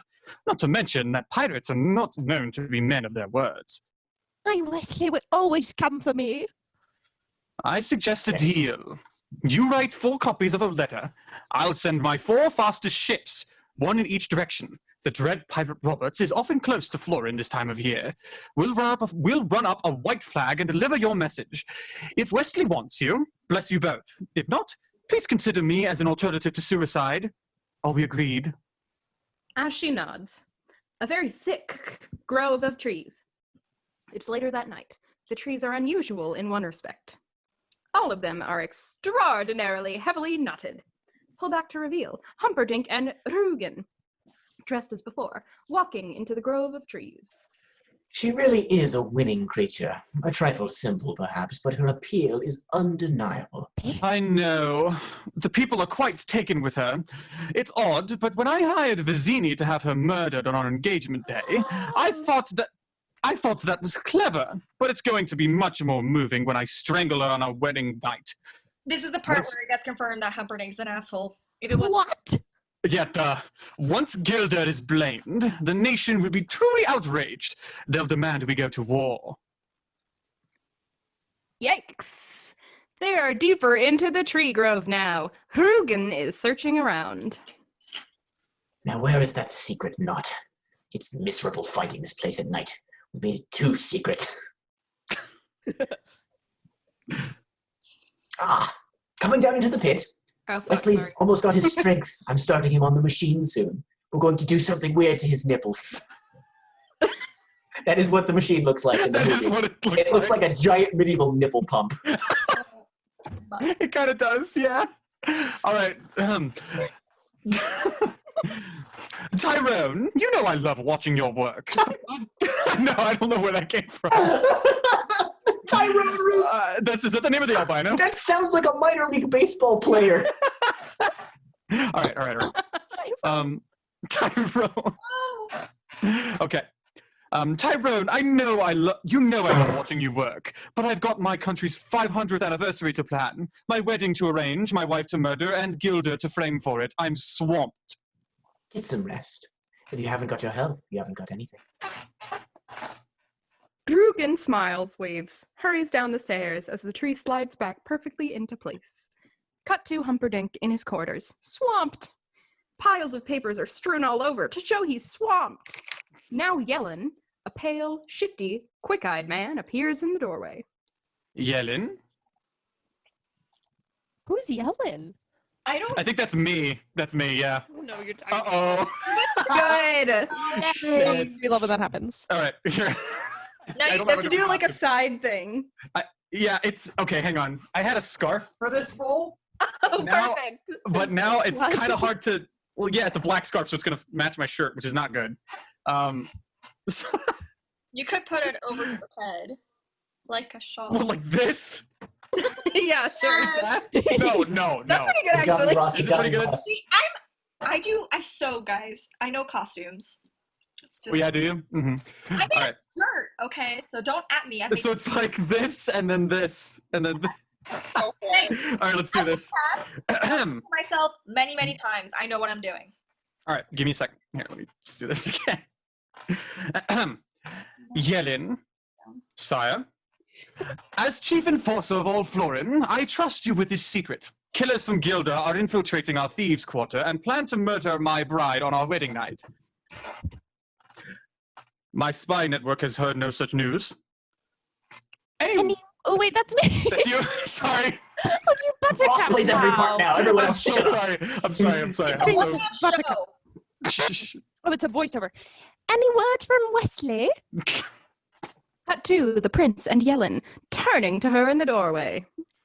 It's too soon, my angel. Patience. He'll come for me. Of course.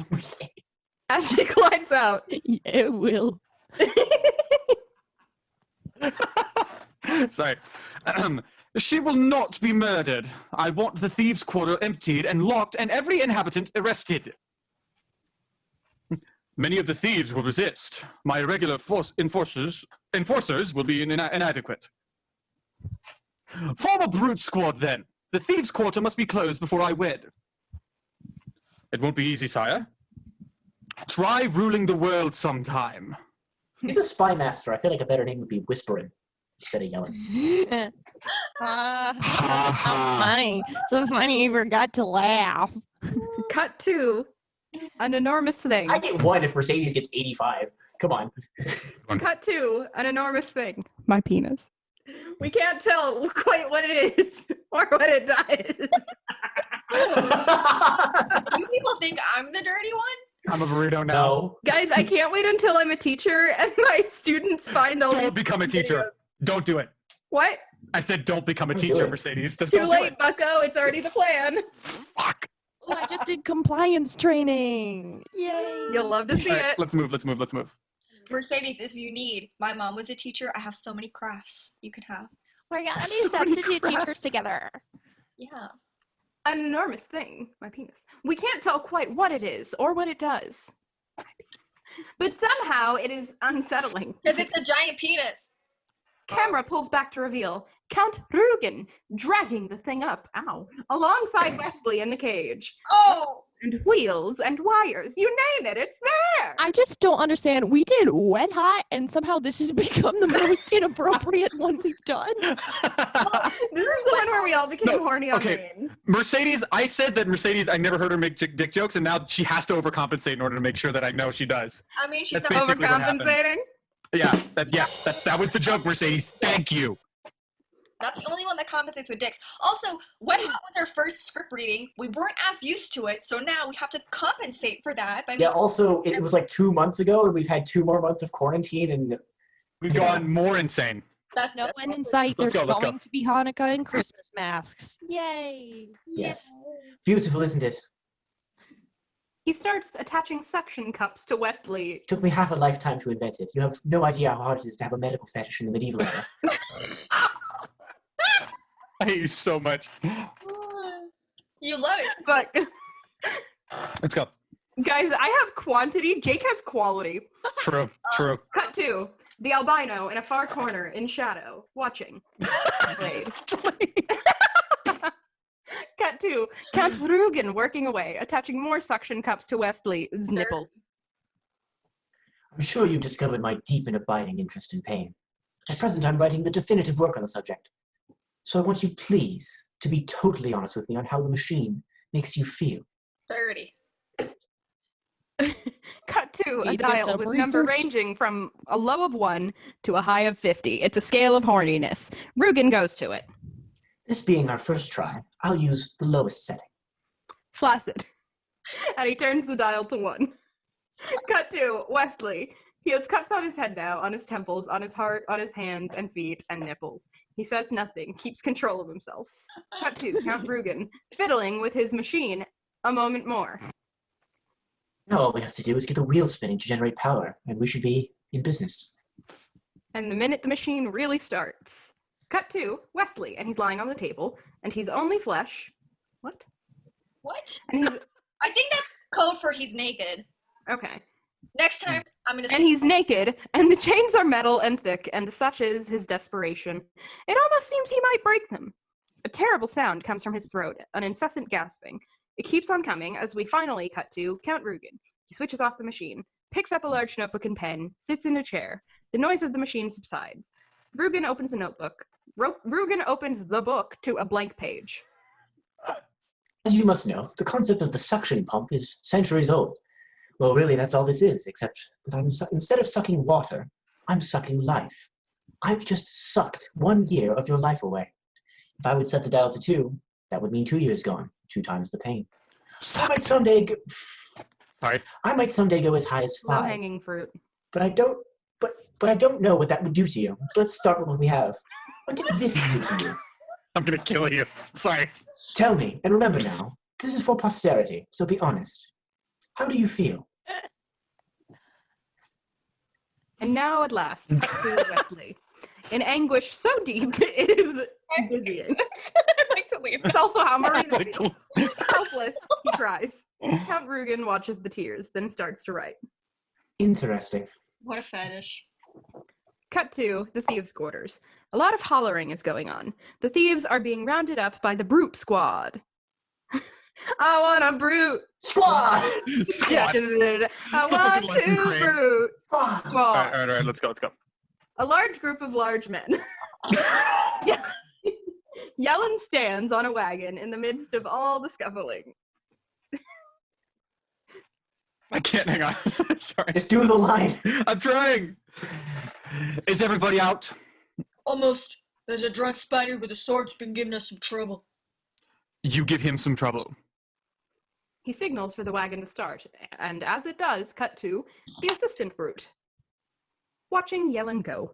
Then, as he hurries along a narrow street, cut to the assistant, turning a corner, slowing as a familiar voice is heard, getting louder as the assistant draws near. I think I just read somebody else's line because it's the assistant and the assistant brute, and it's the same. No, that's Yeah. you. That's both you. I think they're you. Oh, cool. I'm waiting for you, Vicini. You told me to go back to the beginning, and so I have. And this is where I am, and this is where I'll stay. I will not be moved. Now, as the assistant peers into a Inigo's tiny super drunk. courtyard, cut to Inigo sitting slumped on a filthy stoop, a bottle of brandy in one hand Oh, and he a is. fingered sword in the other. He looks dreadful. Unshaven, puffy-eyed, gaunt. But the way he brandishes the great sword in front of him would give anyone pause for worry. Cut to the assistant, moving away from Inigo's sight, gesturing as he calls out. You, brute, come over here. Cut to Inigo, as before, taking a long pull from his brandy bottle. Wait. He stops as the assistant brute comes into view. Hold there. I don't budge. Keep your hold there. He waves his sword dangerously. But the prince gave orders. So did Vicini. When a good job went wrong, you went back to the beginning. Well, this is where we got the job, so it's the beginning, and I'm staying till Vicini comes. I don't think so. Cut to Inigo being lifted into the air by the brute, and assistant brute called for. I'm waiting for Vicini. You surely are a meanie. Fezzik? Oh, that's Fezzik. Oh, Ross. 1 second. Fezzik? Fezzik? Fezzik? Oh, Sorry. there he is. Wait, okay. Who says ick? Camera pulls back to reveal the brute holding Inigo. It is indeed a very happy Fezzik. Oh! Cut to the assistant brute moving quickly up unnoticed on the other two. Fezzik still holds onto Inigo. Fezzik still holds Inigo as the assistant brute brings out a club, raises it. Neither Inigo nor Fezzik is watching, just blabbing onto each other in rhymes. Is you. True. Friendship goals. As the assistant brute is just about to club Inigo's brains out, Fezzik lets fly with a stupendous punch. The assistant brute takes the full force of the blow right in the chops. It's like he was shot from a cannon as he careens backwards out of sight across the street. There is a pause, then a crunching sound as he clearly has come into contact with something hard and immobile. My penis. Yeah. Cut to Fezzik. Hey, that's low-hanging fruit, Mercedes. That's my brand. Okay, let's continue. Cut to Fezzik putting Inigo down. You don't look so good. You don't smell so good either. Perhaps not, but I feel fine. And he faints. As he does, cut to an empty alehouse in the thieves' quarter. Inigo sits slumped in a chair, still out, while Fezzik brings over a plate of food, slaps him gently awake, starts to feed him. Stop, they're so cute! Friendship goals. Hey, it's your line to call. It's unicorn. Oh, my bad. Oh, that does make a difference. Shh, take it easy. I'm sorry for faking before, but I've done nothing all these days but drink and wait for Vicini. I'm helpless without Vicini, and a surprise like seeing you, well, is just too much for my empty stomach. But I'm fine now. Good. Vicini is dead. Can't you say, Viz? And he faints again. Cut to Inigo. He lies on a bed above the alehouse kitchen. Out again. As Fezzik appears with a bowl, begins toweling Inigo's face with warm water. Oh, that's so nice and warm. It feels wonderful. I hope so. Forgive me, my friend. I've never realized I was in such a horrible condition. But seeing you and hearing about Vicini, I wasn't ready for it. But now, I'm ready for anything. Wonderful. The six-fingered man is named Count Rugen, and at this very moment he is here in Florin. Ecstasy! And as he faints again, cut to two large tubs, one filled with steaming water, the other with water clearly of an icy nature.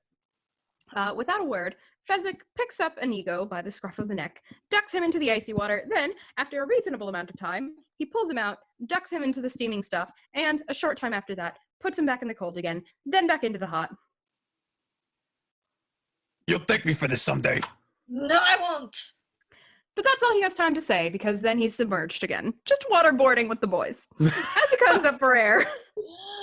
Where is this ruin now so I may kill him? He's with the prince in the castle. The castle is locked till after the wedding tomorrow night, and only one door has been left unsealed. 30 men guard it. How many can you handle? They're the cream of the brute squad, so I don't think more than 10. Leaving 20 for me. And at my best, I could never defeat that many. I need Vicini to plan. I have no gift for strategy. But Vicini is dead, and I'm no help since I haven't done one thing right in over 11 years. Me too, buddy. Cut to the two of them, silent and bereft. Then a wild look hits Inigo. No! Not Vicini. I need the man in black. Will Smith! What? Look, he bested you with strength, your greatness. He bested me with steel. He must have outthought Vicini, and a man who can do that plan my castle onslaught any day. I wonder about him often, because he's so attractive. So. The rumors are that he was the princess's true love. Tell me later. Let's go. Where? To find the man in black, obviously. But You don't know where he is. Don't bother me with trifles. After 20 years, at last my father's soul would be at peace. Cut to close up, Inigo. There will be blood tonight! He exits. Cut to close up, Fezzik. Ours? Cut to omit 161 to 126. That doesn't Oh, make God sense. damn it. Hang on. Fuck. Prince Humperdinck's Unhandled chamber, best. strewn with maps. Buttercup is with him. Yellen enters. Oh, God damn it. No. Not this again. Now you know. I didn't realize I need another one. Okay. Fuck. Hang on. Now you know how it Give me- is. Give me. I have all my costumes on at once. Give me a second here. Now you know how it feels. Shh. Scooby-Doo. Look it up. Shush. Okay. All right. All right. Rise and report. The thieves' quarter is shuttered. 30 men guard the castle gate. Add 70 more, 100 brutes. My princess must be safe. The main gate has but one key, and I carry that. He shows the key dangling from a chain around his neck. Tonight we marry. Tomorrow morning, your men will escort us to Florin Channel, where every ship in my armada will accompany us on our honeymoon. Oh, every ship but your full fastest, you mean? The prince looks at her blankly for a moment. Every ship but the 4 you sent. Yes, yes, of course. Naturally, not those 4. Like that the royal garb is blankets. I don't know what else to do. All right, chill. Don't be Core Kingdom. You and me, we're both in blankets. All right. Your Majesties. Cut to Buttercup staring at Humperdinck. You never sent the ships. Don't bother lying. It doesn't matter. Wesley will come for me anyway. You're a silly girl. Yes, I am a silly girl. From not having seen sooner that you were nothing but a coward with a heart full of fear. I would not say such things if I were you. My screen froze. Oh, Why no. not? You can't hurt me. Wesley and I are joined by the bonds of love, and you cannot track that, not with 1,000 bloodhounds, and you cannot break it, not with 1,000 swords. And when I say you are a coward, that is only because you are the slimiest weakling ever to crawl the earth. Cut to Humperdinck jumping at her, yanking her by the hair. Yikes! Starting to pull her along, out of control, his words indistinct. Don't say such a thing about you. Cut to Buttercup's room. Prince throws it open, hurls her inside, slams it shut, locks it, breaks into a wild run, and cut to Humperdinck, racing toward the grove of trees that hide the entrance to the pit of despair. Cut to Wesley in the machine, but it's not on. Count Rugen is making a few adjustments. He looks up as the prince suddenly comes down the steps, raging. You truly love each other, so you might have been truly happy. Not one couple in a century has that chance, no matter what the story books say, and so I think no man in a century will suffer as greatly as you will. And with that he whirls, turns on the machine, grabs the lever, and cut to Count Rugen calling out. Up to 50? But it's too late as Oh, shit. we cut to Prince Humperdinck shoving the lever all the way over to and cut to Wesley's face. And there has never been such pain. The pain grows and grows, and with it now, something else has started. The death scream. As the death scream starts to rise, the albino, watching from the shadows, he starts to shiver. The scream continues to rise. Cut to outside the pit of despair as the sound moves along louder and louder. And cut to Buttercup in her room. She hears the sound. Doesn't know what it is, but her arms involuntarily go around her body to try to control the trembling. And cut to Yellen and his 100 brutes, brute squad, and they hear it. And a few of the brutes turn to each other in fear as the scream builds. Cut to the square outside the castle. There are many people. It is the eve of the country's 500th anniversary, and all the people stop as the sound hits them. A few children pale, bolt toward their parents, and cut to Inigo and Fezzik, trying to make their way through a jammed, narrow alleyway, which suddenly quiets as the fading sound comes through. Fezzik, listen. Do you hear? That is the sound of ultimate suffering. My heart made that sound when Rugen slaughtered my father. The man in black makes it now. Do you know? His true love is marrying another tomorrow. So who else has cause for ultimate suffering this celebration night? Excuse me. It's too crowded. Pardon me. It's important. No one budges, and the sound is fading faster. Fezzik, help me. Hammer Everybody, Fezzik, gigantic and roaring. everybody move! And as his great arms start to push, the crowd begins to fall away, and he and Inigo start to track the fading sound. Cut to a small shed near the grove of trees, near the pit of despair. It's dark now, as the albino appears, opens the shed door, takes out a wheelbarrow, and, cut to the trees as the albino wheels the barrow toward it. Suddenly, I'm having the devil's own time tracking that scream. Inigo moves into view, his sword at the albino's throat. Wait, where's the man in black? The albino shakes his head, says nothing. Where? You get there from this grove, yes? Joggy's memory, Fezzik. It's someone else's turn. Yeah, it's been someone else's turn for a minute. It's me!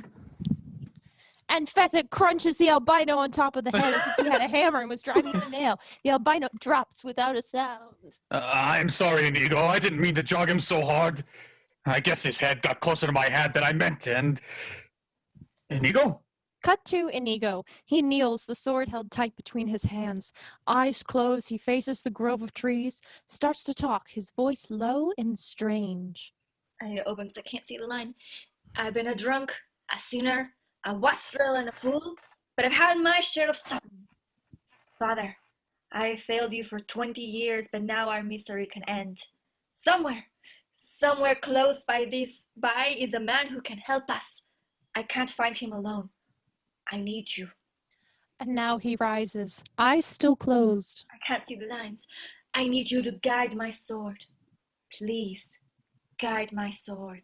Cut to the grove of trees as Inigo, eyes shut tight, walks forward, the great sword held in his hands. Fezzik, frightened, follows close behind.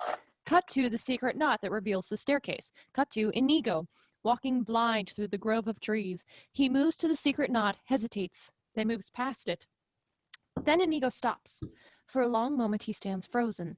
Suddenly he whirls, eyes still closed, and the sword strikes home dead center into the secret knot, and the instant it does, cut to the tree.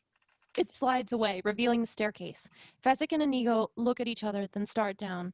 Inigo is in the lead while Fezzik follows close behind as we cut to Wesley, dead by the machine. Cut to Fezzik, rushing to Wesley, kneeling down, touching him. Then he looks at Inigo, shakes his head. He's dead. Cut to Inigo What in a big despair. surprise. What a big surprise. For a moment, Inigo just sags. It just isn't fair.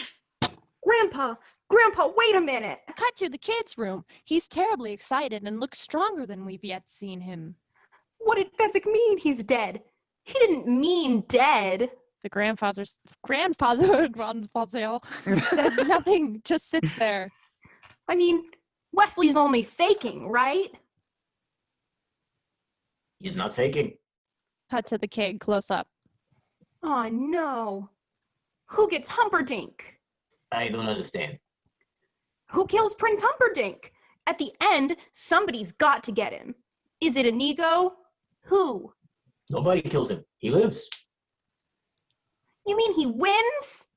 Jesus, Grandpa, what did you read me this thing for? And he desperately fights for control. You've been awful sick. You're taking this book very serious. I think I should stop now. Starts to get up. It's okay.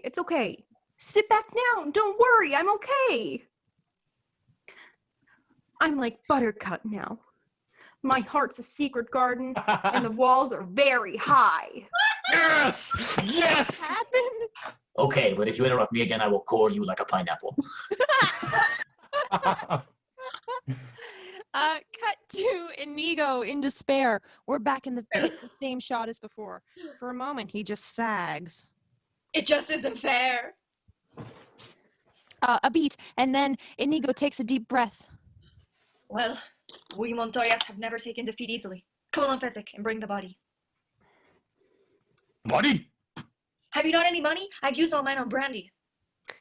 I've got a little. I just hope it's enough to buy a miracle, that's all. Oh, that's me. And Fezzik takes the corpse. Sorry. And Fezzik takes the corpse, follows Inigo up the stairs. Cut to Buttercup staring out the window of her room. I know you're out there, Wesley. I know you're coming for me now. as she continues to stare. Cut to exterior hovel, dusk. Here we go. Inigo, Fezzik, Wesley approach the door. They knock. From inside the hovel, a little man's voice is heard. If Mel Brooks' 2,000-year-old man was really old, he'd resemble this guy. That's great. Go away. Are you the Miracle Max who worked for the king all those years? The king's stinking son fired me, didn't you hear? It's a very painful subject. Now, good day. That's That's perfect. the window. They rap on the door. Beat it. Beat it, or I call the Brute Squad. And Jake, the cream of the Brute Squad, Jacobs. Wait a minute. Oh my god, it's so good. Ross, it's yours. Sorry, that's me. I'm on the Brute Squad. We need a miracle. It's very important. I'm retired. And besides, what you want someone the king's stinking son fired? I might kill whoever you wanted me to miracle. He's already dead. He is, huh? Let me take a look. He unlocks the door and lets them in. Cut to Inigo and Fezzik hurrying inside. Fezzik carries Wesley, who is just starting to stiffen up a little. He lays Wesley down across a bench by the fireplace. Not so stiff as some. He studies Wesley for a moment, as if making up his mind. Sir, we're in a terrible rush. Don't you hurry me, Sonny. You hurry a miracle, man, you get rotten miracles. You got money?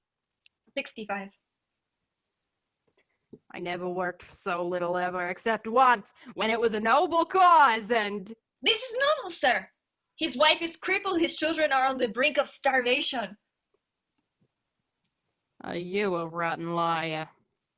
I need to help avenge my father, murdered these 20 years. Your first story was better. Where's that Bellows? He probably owes you money. I'll ask him.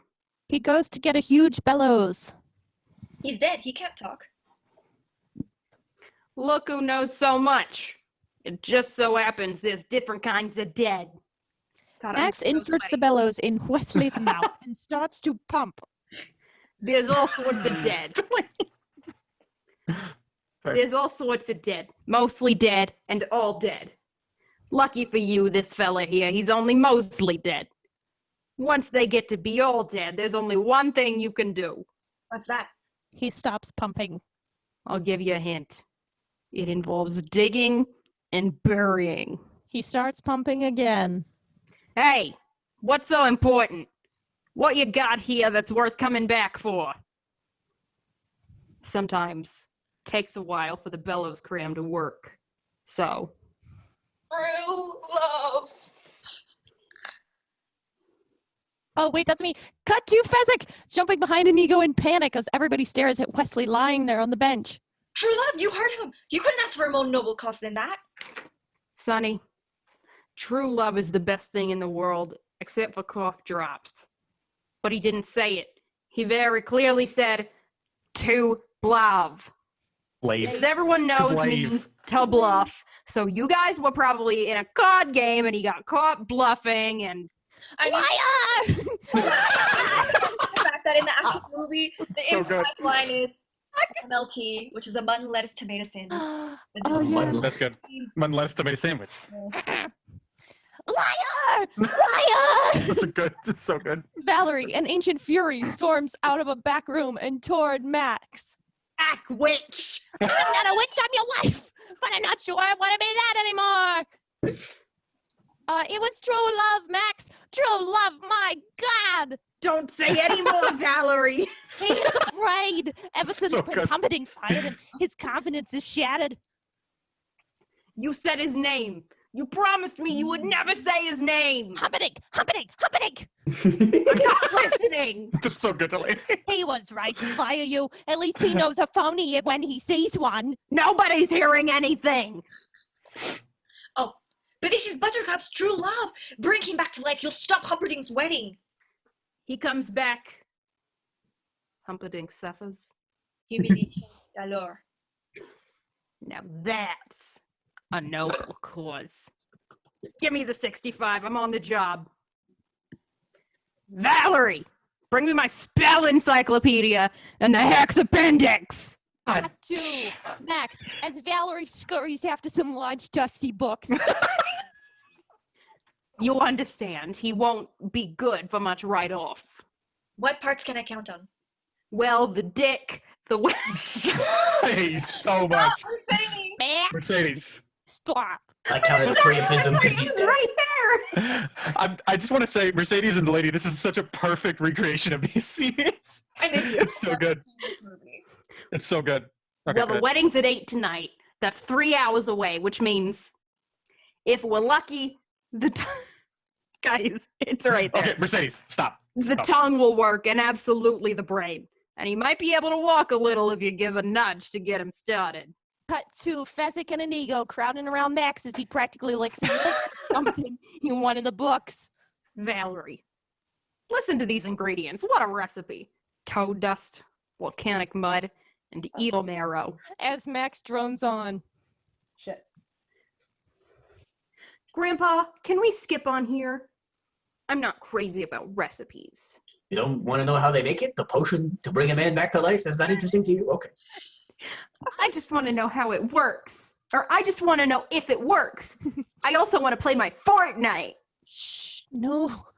Stop. It's Right the now. 80s, yabba dabba. It's the 80s.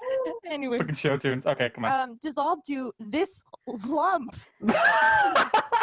It is somewhat smaller than a tennis ball. Pull back to reveal Max and Valerie, exhausted, looking at the lump with beatific pleasure as Valerie, cooking utensil in hand, covers the thing with what looks like chocolate. Chocolate. Chocolate. When Fezzik stares What are they selling? chocolate Yeah! more dubiously. Did you say? Okay, stop. Please, we're gonna go down this rabbit hole if we keep going. What are they selling? That's a miracle pill? Max on. The chocolate coating makes it go down easier, but you have to wait 20 minutes for full potency. Cut to Inigo taking the pill as Fezzik takes Wesley, who is stiff as a board now. Thank you for everything. Have fun storming the castle. Think it'll work? It would take a miracle. She doesn't either. They drop their arms, stare silently and sadly as we cut to Prince Humperdinck in his wedding suit. Rugen is with him. They're standing on a terrace outside the prince's chambers. Hold on. Sorry. Yellen has the 100 brutes. Waiting with him outside the main gate. I've brought 4 men with me. They're the only guards inside the castle. What else is there? I've got the boots of a Guilder army officer, and I'll track around in the mud after I've killed her. I'll say I saw them making their escape, and the boot prints will prove it. It's not much of a case, but it's proof enough no one ever likes to doubt you when you're running a country. We should be at war by morning, if God is on our side. Now, as they move inside, cut to Fezzik, Inigo, and Wesley on top of the outer wall of the castle. They look down to the front gate of the castle. The 100 brutes are visible. Cut to Fezzik, thunderstruck by how many brutes there are. Upset, he turns to Inigo, who is concentrating unsuccessfully, trying to prop Wesley against the wall. Inigo, there's more than 30. What's the difference? We got him. Help me here. We have to force feed him. Has it been 20 minutes? We can't wait. The wedding's in half an hour. We must strike in the hustle and bustle beforehand. During this, Fezzik, using all his strength, has managed to get Wesley into a right-angled sitting position, while Inigo brings out the miracle pill. Open his mouth and tilt his head back. How long do you think we'll have to wait before we know if the miracle is on or not? Cut to Inigo, pill in hand, drops it into Wesley's mouth. Your guess is as good as... I beat you each apart. I'll take you both together. I guess not that long. Inigo and Fezzik react. Wesley is the only one not amazed. Why won't my arms move? He sits there immobile like a ventriloquist dummy. You've been mostly dead all day. We had Miracle Max make a pill to bring you back. I can't move my legs either. I'm sure that will come. Just don't try and overdo. Why am I on this wall? Who are you? Are we enemies? Where's Buttercup? Let me explain. No, there's too much. Let me sum up. Buttercup's marrying Humperdinck in little less than half an hour. So all we have to do is get in, break up the wedding, steal the princess, and make her escape. I can kill Count Rugen. That doesn't leave much time for dilly-dallying. He is watching his toes, which are wiggling now. You just wiggled your toes. That's wonderful. I've always been a quick healer. What are our liabilities? There's but one working castle gate, and it is guarded by 100 men. And our assets? Your brains, physics strength, my steel. Cut to Wesley, absolutely stunned. That's all? That's the grand total. It's impossible. If I had a month to plan, maybe I might come up with something, but this... He shakes his head miserably from side to side. Cut to Inigo and Fezzik. You just shook your head. Doesn't that up your spirits? My brains, your strength, and his steel against 100 men, and you think a little head jiggle is supposed to make me happy? Can you imagine what it's like for me sitting here wiggling my toes while my true love marries my murderer? I mean, if we even had a wheelbarrow, that would be something. Where did we put that wheelbarrow the albino had? Over the albino, I think. Okay, maybe we can get a wheelbarrow. Well, why didn't you list that among our assets in the first place? And slowly, all by himself, he starts to stand. What I wouldn't give for a Holocaust cloak. There, we can't help you. Will this do? Where did... While you were after the eel marrow, Max gave me this to help gather volcanic mud. It fits so nice, he said I could keep it. Wesley now starts very slowly to totter along the wall. All right, come on, I'll need a sword eventually. Why? You can't even lift one. True, but that is hardly common knowledge. And he topples stiffly off the wall. Fezzik reaches out and sets him straight again. Thank you. Now there may be problems once we're inside. I'll say, how do I find the Count? Once I do, how do I find you again? Once I find you again, how do we escape? Once I... Don't pester him. He's had a hard day. Right, sorry. Cut to a shot of the three of them in profile. They move along in silence for a time. Then these whispered words come to us on the wind. Inigo? What? I hope we win. Cut to Buttercup in her bridal gown. And she's incredible. It's not just a goodie. This is what was underneath the whole time. Beautiful. Blah, blah, blah, blah. There's a tranquility about her. Really? Oh, yeah. We pull back to reveal I just fully broke. What did you break? What did you break? Broke my chair. No. Anyways. Delaney, what the fuck? I don't know. I just got really into it. I'll fix it later. It's fine. It's fine. I have a wedding to attend. Yes. It's not just her beauty. There's a tranquility about her. Now, we pull back to reveal the prince standing at her chamber door, beckoning. Rugen and 4 guards stand behind her. You don't seem excited, my little muffin. Gross. Should I be? Brides often are, I'm told. I do not marry tonight. Cut to Buttercup, and she couldn't seem more serene. My Wesley will save me. Cut to her Wesley walking on the ground now, but still inside the darkness. I just scrolled too far. Cut to her Wesley walking on the ground now, but still inside the darkness by the wall. Inigo moves alongside. Fezzik brings up the rear, dragging the wheelbarrow. Wesley stares, and we cut to the main gate of the castle, and Yellen standing there, flanked by his 100 brutes. Cut to Wesley and Inigo and Fezzik looking out at the enemy. This is it. Inigo and Fezzik shake hands. Wesley can't even do that. So they raise his arm. Each of them shake it. And then as they silently start to get the wheelbarrow into proper position, cut to an absolutely gem-like little chapel. Pull back to reveal the most intelligent looking, the most impressive appearing clergyman imaginable. Buttercup and Humperdinck kneel before the clergyman. Behind them sit the mumbling old king and queen. Standing in the back is Count Rugen. There we go. The 4 guards are in position flanking the chapel door. Marriage! Marriage is what brings us together today! He has an impediment that would stop a clock. Marriage! That blessed arrangement, that dream within a dream. And now, from outside the castle, there begins to come a commotion. The dream of what wob within the weirdest dream of everlasting west. For if you wink of eternity as your friend, with we for love your forever. It's Woof Woof. Yes, Ross, correct the nonsense. We have to get the correct nonsense. I just think it's funny, sorry. If friendness No, it's dumb. It's dumb. Continue. Anyways, Sorry. there's a commotion outside. The commotion is louder now, and cut to Prince Humperdinck turning quickly, giving a sharp nod to Count Rugen, who immediately takes off out of the chapel with the 4 guards as we cut to the brutes and Yellen by the gate, for it is indeed they who are making the commotion, frightened, pointing off screen as we cut to their point of view. And it is a bit unnerving. A giant seems to be floating toward them out of the darkness. A giant in a strange cloak and with a voice that would crumble walls. I am the Dread Pirate Roberts, and there will be no survivors. Cut to the brutes and Yellen. Panic a little greater now. Cut to the giant floating closer. My men are here, and I am here, but soon you will not be here. Cut to yelling, keeping the brutes in position, or trying to, shouting orders, instructions, and as yet the brutes hold. Now, cut to Fezzik, and he seems to be floating because he's standing in the wheelbarrow. As Inigo, hidden behind him, busts a gut, pushing it down toward the brutes. Wesley walks calmly toward Inigo. Now? Light him. Cut to the brutes, as the giant bursts suddenly, happily into flames. The Dread Pirate Roberts take no survivors, never survivors. All your worst nightmares are about to come true.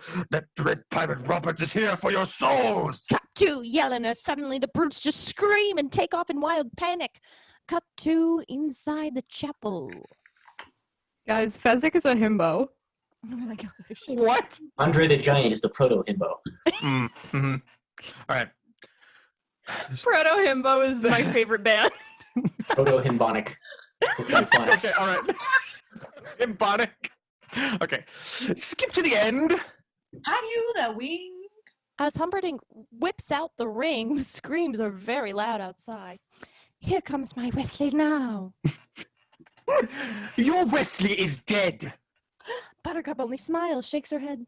I killed him myself. Never been more serene. Then why is there fear behind your eyes? Slut. Who said that at my wedding? I was in. Oh my god. Anyways, cut to Prince Humperdinck, and she's right, it's there. Cut to Rugen and the guards tearing down a long castle corridor, and cut to Yellen pressed against the main gate, Inigo's sword point at his throat. Oh god damn it. His Holocaust cloak and asbestos-like garment that is still aflame. Wesley looks at Yellen. Hand me his sword. Give us the gate key. The gate key. I have no gate key. May my parents sizzle forever in hell if I am lying. There is some sort of physic. Fezzik steps toward him, Oh, you mean this gate key? and he whips it out, hands it to Fezzik, runs like hell, and cut to Fezzik putting the key in the lock, pulling the great grate open, and as Inigo helps Wesley inside, cut to Humperdinck and Buttercup and the impressive clergyman. Oh shit, hang on. Sorry. Man and wife. Just say man and wife. A wife, man and wife. Whirling to sorry. the king and queen. Sorry. Escort the bride to the honeymoon suite. I'll be there shortly. And as he dashes off, cut to Buttercup standing there, dazed. Wesley didn't come, and he said he always would. Cut to Count Rugen and his I'm 4 supposed to take warriors. it now. Delaney, I'll take it from you. Oh yeah. Count Rugen and his 4 warriors racing through the castle. As they reach a complex intersection of several corridors, Rugen stops, incredulous, as we cut to Wesley, Inigo and Fezzik moving towards them. Wesley moves very slowly, Yellen's sword dragging along on the ground like a stiff dog leash. Wesley simply hasn't the strength to raise it. Cut to Count Rugen as the confrontation is about to start. Kill the Dark One and the Giant, but save the third for questioning. And as his warriors start to draw their swords, camera zooms to Inigo as a great shriek of battle comes rippling from his throat as he charges the 4 warriors who shield Rugen. And maybe the warriors are good, maybe they're even better than that, but they never have a chance to show it because this is something now. This is Inigo gone mad, and the 6-fingered sword has never flashed fast. Oh my god, I'm losing my ability to read. Fair enough, yeah. And the 4th warrior is dead before the first one has ever hit the floor. There was a pause then. Hello, my name is Inigo Montoya. With my father. Prepare to die. Cut to Count Rugen. For a moment, he just stands there, sword in hand. Then he does a most unexpected thing. He turns and runs the hell away. Cut to Inigo. momentarily surprised, then taking after him, and cut to Rugen running towards a half-open, heavy wooden door, and cut to Wesley, who has never really stopped his slow walk. Fezzik is with them as they head down one of the corridors, and cut to Rugen slamming the heavy wooden door shut and locking it just as Inigo throws himself against it. He tries again, no kind of chance. Fezzik, I need you! Cut to Fezzik with Wesley walking slowly away. He calls back. I can't leave him alone! Cut to Inigo desperately pounding at the heavy door. He's getting away from me, Fezzik! Please! Be right back.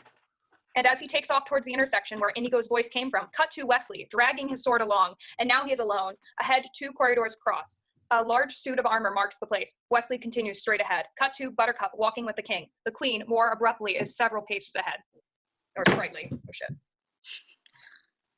The king. Jake, that's you. Oh, finally!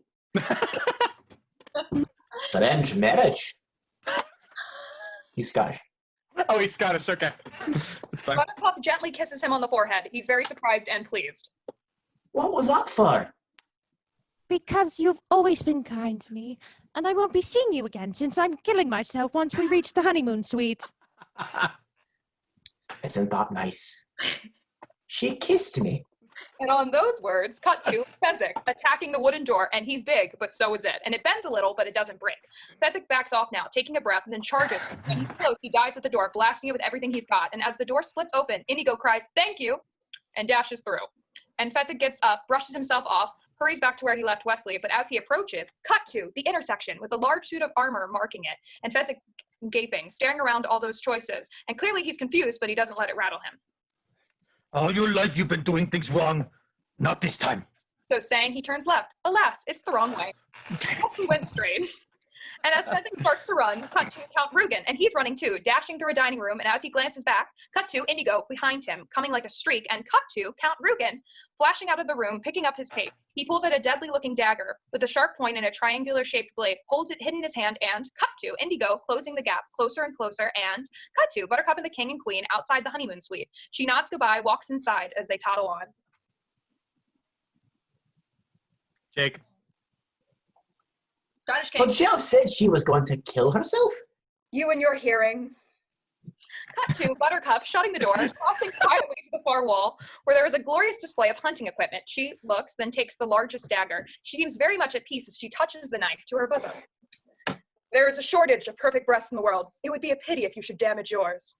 And Buttercup whirls as we cut to Wesley lying on the bed. Yellen's sword is beside him. His voice sounds just fine, but he does not move. Now, cut to something that is moving slowly, but we can't tell what it is yet until we pull back to reveal. Inigo, and for a graceful guy, he's going through some pretty awkward contortions as this moving thing continues on its way. And by now, it's clear that we're in super slow motion. And the moving thing is Rugen's dagger, and it's heading straight for Inigo's center as he tries desperately to get out of the deadly way. As we cut to Count Rugen, the look on his face tells us his throw was true, and it was, alas, because now, cut to Indigo. And we're back at a regular speed, and the dagger has struck, and he hurtles back helplessly against the wall of the room, sinks to his knees, his eyes glazed, blood coming from his stomach. The room is going white to him. I'm sorry, Father. I tried. Cut to Count Rugen looking across the room at Indigo. He stares at Indigo's face, and then he touches his own cheeks as memories come. You must be the little Spanish brat I taught a lesson to all those years ago. It's simply incredible. Have you been chasing me your whole life only to fail now? I think that's the worst thing I've ever heard of. How marvelous. Forgive me. Say you forgive me. Please. Cut to Count Rugen, leaning in lazy triumph against a large table, watching as Inigo continues to bleed. I wish I had my notebooks. What I'd give to know what you're feeling. At least answer this. The mental or the physical, which pain is worst? Cut to Inigo, as before, helpless on his knees.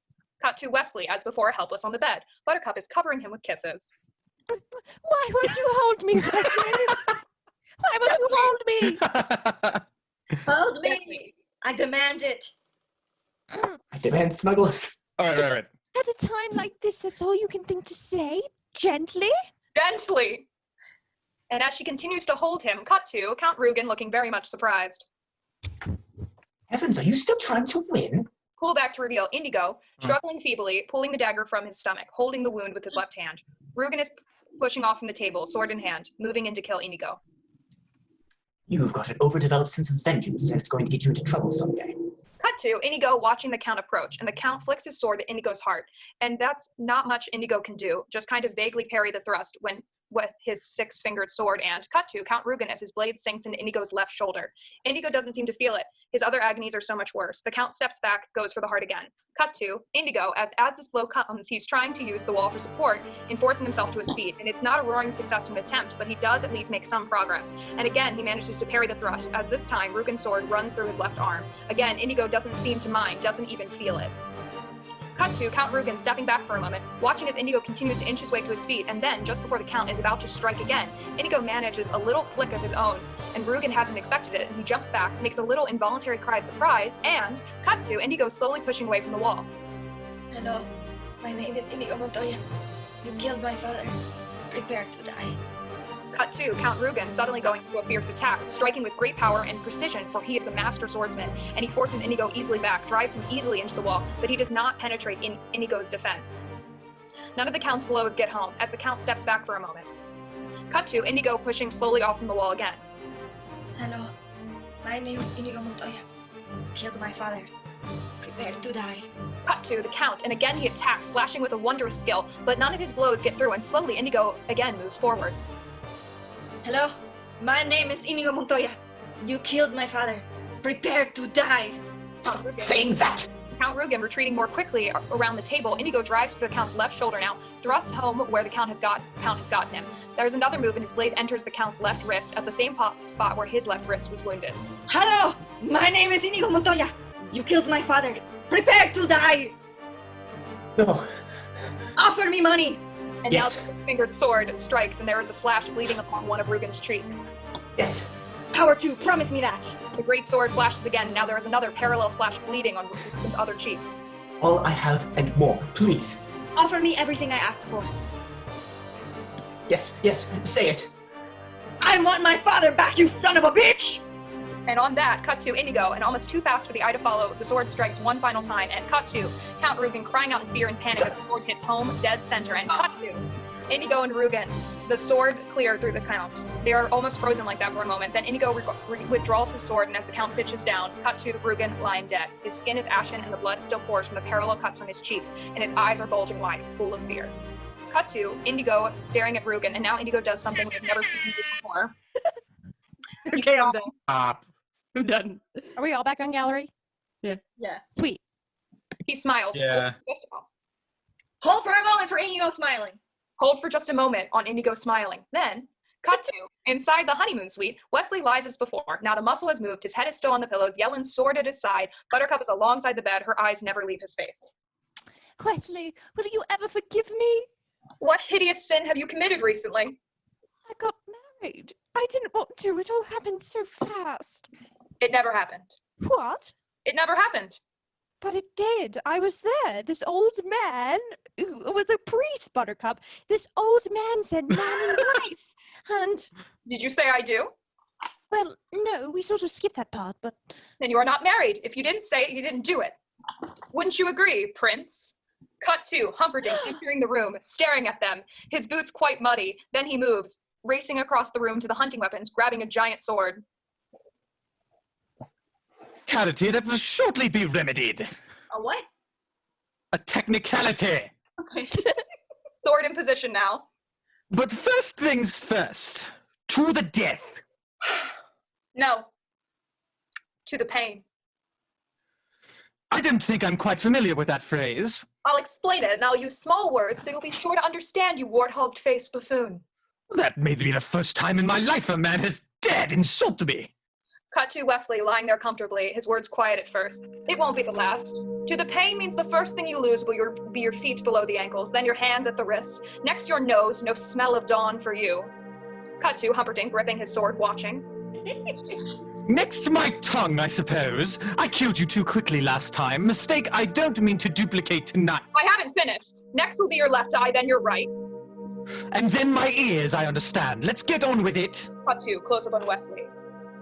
Wrong. Your ears you keep and I'll tell you why. Cut to Humperdinck. And now he stops, and the look that was in his eyes at the wedding, the look of fear, is starting to return. Cut to Wesley. so that every shriek of every child at seeing your hideousness will be yours to cherish, so that every babe that weeps at your approach, every woman who cries, "Dear God, what is that thing?" will echo in your perfect ears. That is what "to the pain" means. It means I will leave you in anguish, wallowing in freakish misery forever. Cut to Humperdinck doing his best to hide the fear that keeps building inside him. I think you're bluffing. Cut to Wesley lying there staring at him. It's possible, pig. I might be bluffing. It's conceivable, you miserable vomitous mass, that I'm only lying here because I lack the strength to stand. But then again, perhaps I have the strength after all. And now slowly, Wesley begins to move. His body turns, his feet go to the floor, he starts to stand. Cut to Humperdinck, staring, eyes wide. Cut to Wesley, and now he is standing, his sword in fighting position. Drop your sword. Cut to Prince Humperdinck, and he's so panicked he doesn't know whether to pee or wind his watch. There we go. I'm trying. He throws his sword to the floor. Cut to Wesley, speaking to Buttercup as Humperdinck stands frozen. Tie him to the chair and use the curtain sashes. Be quick. And as she sets to work, neither she nor Humperdinck see Wesley begin to tilt off balance. He grabs a nearby chair, manages to push himself back upright as Indigo, moving along the corridor, hears their voices, approaches the door. Well, are you done? Sort of. Cut to the suite. As Buttercup finishes tying Humperdinck, who is strapped to the chair, Indigo enters, looking around. Oh, that's me. Where's Fezzik? Isn't he with you? Then we are trapped in the castle. He has the gate key. Let's at least find some place to make a stand. Help him. Why does Wesley need helping? Buttercup, you're useless, sorry. Because he has no strength. Cut to Humperdinck, and now he starts wrestling mightily with his bonds. I was right. I was right. You were bluffing. I knew it all the time. Shall I dispatch him for you? Thank you, but no. Whatever happens to us, I want him to live a long life alone with his cowardice. Oh, Inigo, help me, please. I'm all confused and miserable, and I need to see a friendly face. They look at each other. Quarantine. They look at each other, then move to the balcony, and cut to Fezzik, forlorn, leading 4 great white horses. Glances up, sees them on the balcony. 3 friendly faces. I've been so lost, Inigo, and I stumbled into the prince's stables, and he had 4 white horses, and I thought that's how many of us there were. 4. And if we ever found a lady, hello, lady. So I brought them along in case we ever ran into each other. And I guess we just did. Cut to Indigo and Wesley and Buttercup looking down at Fezzik. Fezzik, you did something right. Don't worry. I won't let it go to my head. And he holds out his great arms. Cut to something unexpected and very lovely. My least favorite scene. Buttercup floating through the air. She looks like a China doll. I hate it so much. She does, yeah, it's true. What's happening, of course, is that she's jumping from the balcony so Fezzik can catch her, but her fall is in slow motion, so you might think she was flying. Cut to Wesley and Indigo watching as Fezzik catches Buttercup, puts her on the first white horse. You know, it's very strange. I've been in the revenge business so long, now that it's over, I don't know what to do with the rest of my life. Me after graduating college with a theater degree in a pandemic. Well, Stop. Have you ever considered piracy? Huh. Now from that, cut to the 4 glorious white horses with their 4 riders triumphantly racing through the night. Cut to Buttercup and Wesley, and at last their trails are done. They stop.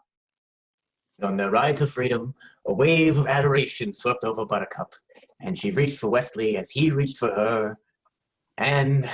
As Buttercup and Wesley begin their ultimate kiss, cut to the kids' bedroom. The grandfather stops reading. And what? And what? It's kissing again. You don't want to hear it. I don't mind so much. Okay. Since the invention of the kiss, there have been 5 kisses that were rated the most passionate, the most pure. This one left them all behind. Rest now.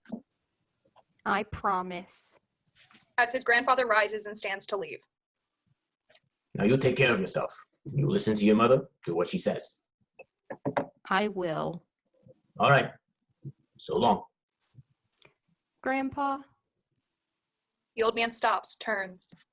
maybe you could come over and read it again to me tomorrow. As you wish.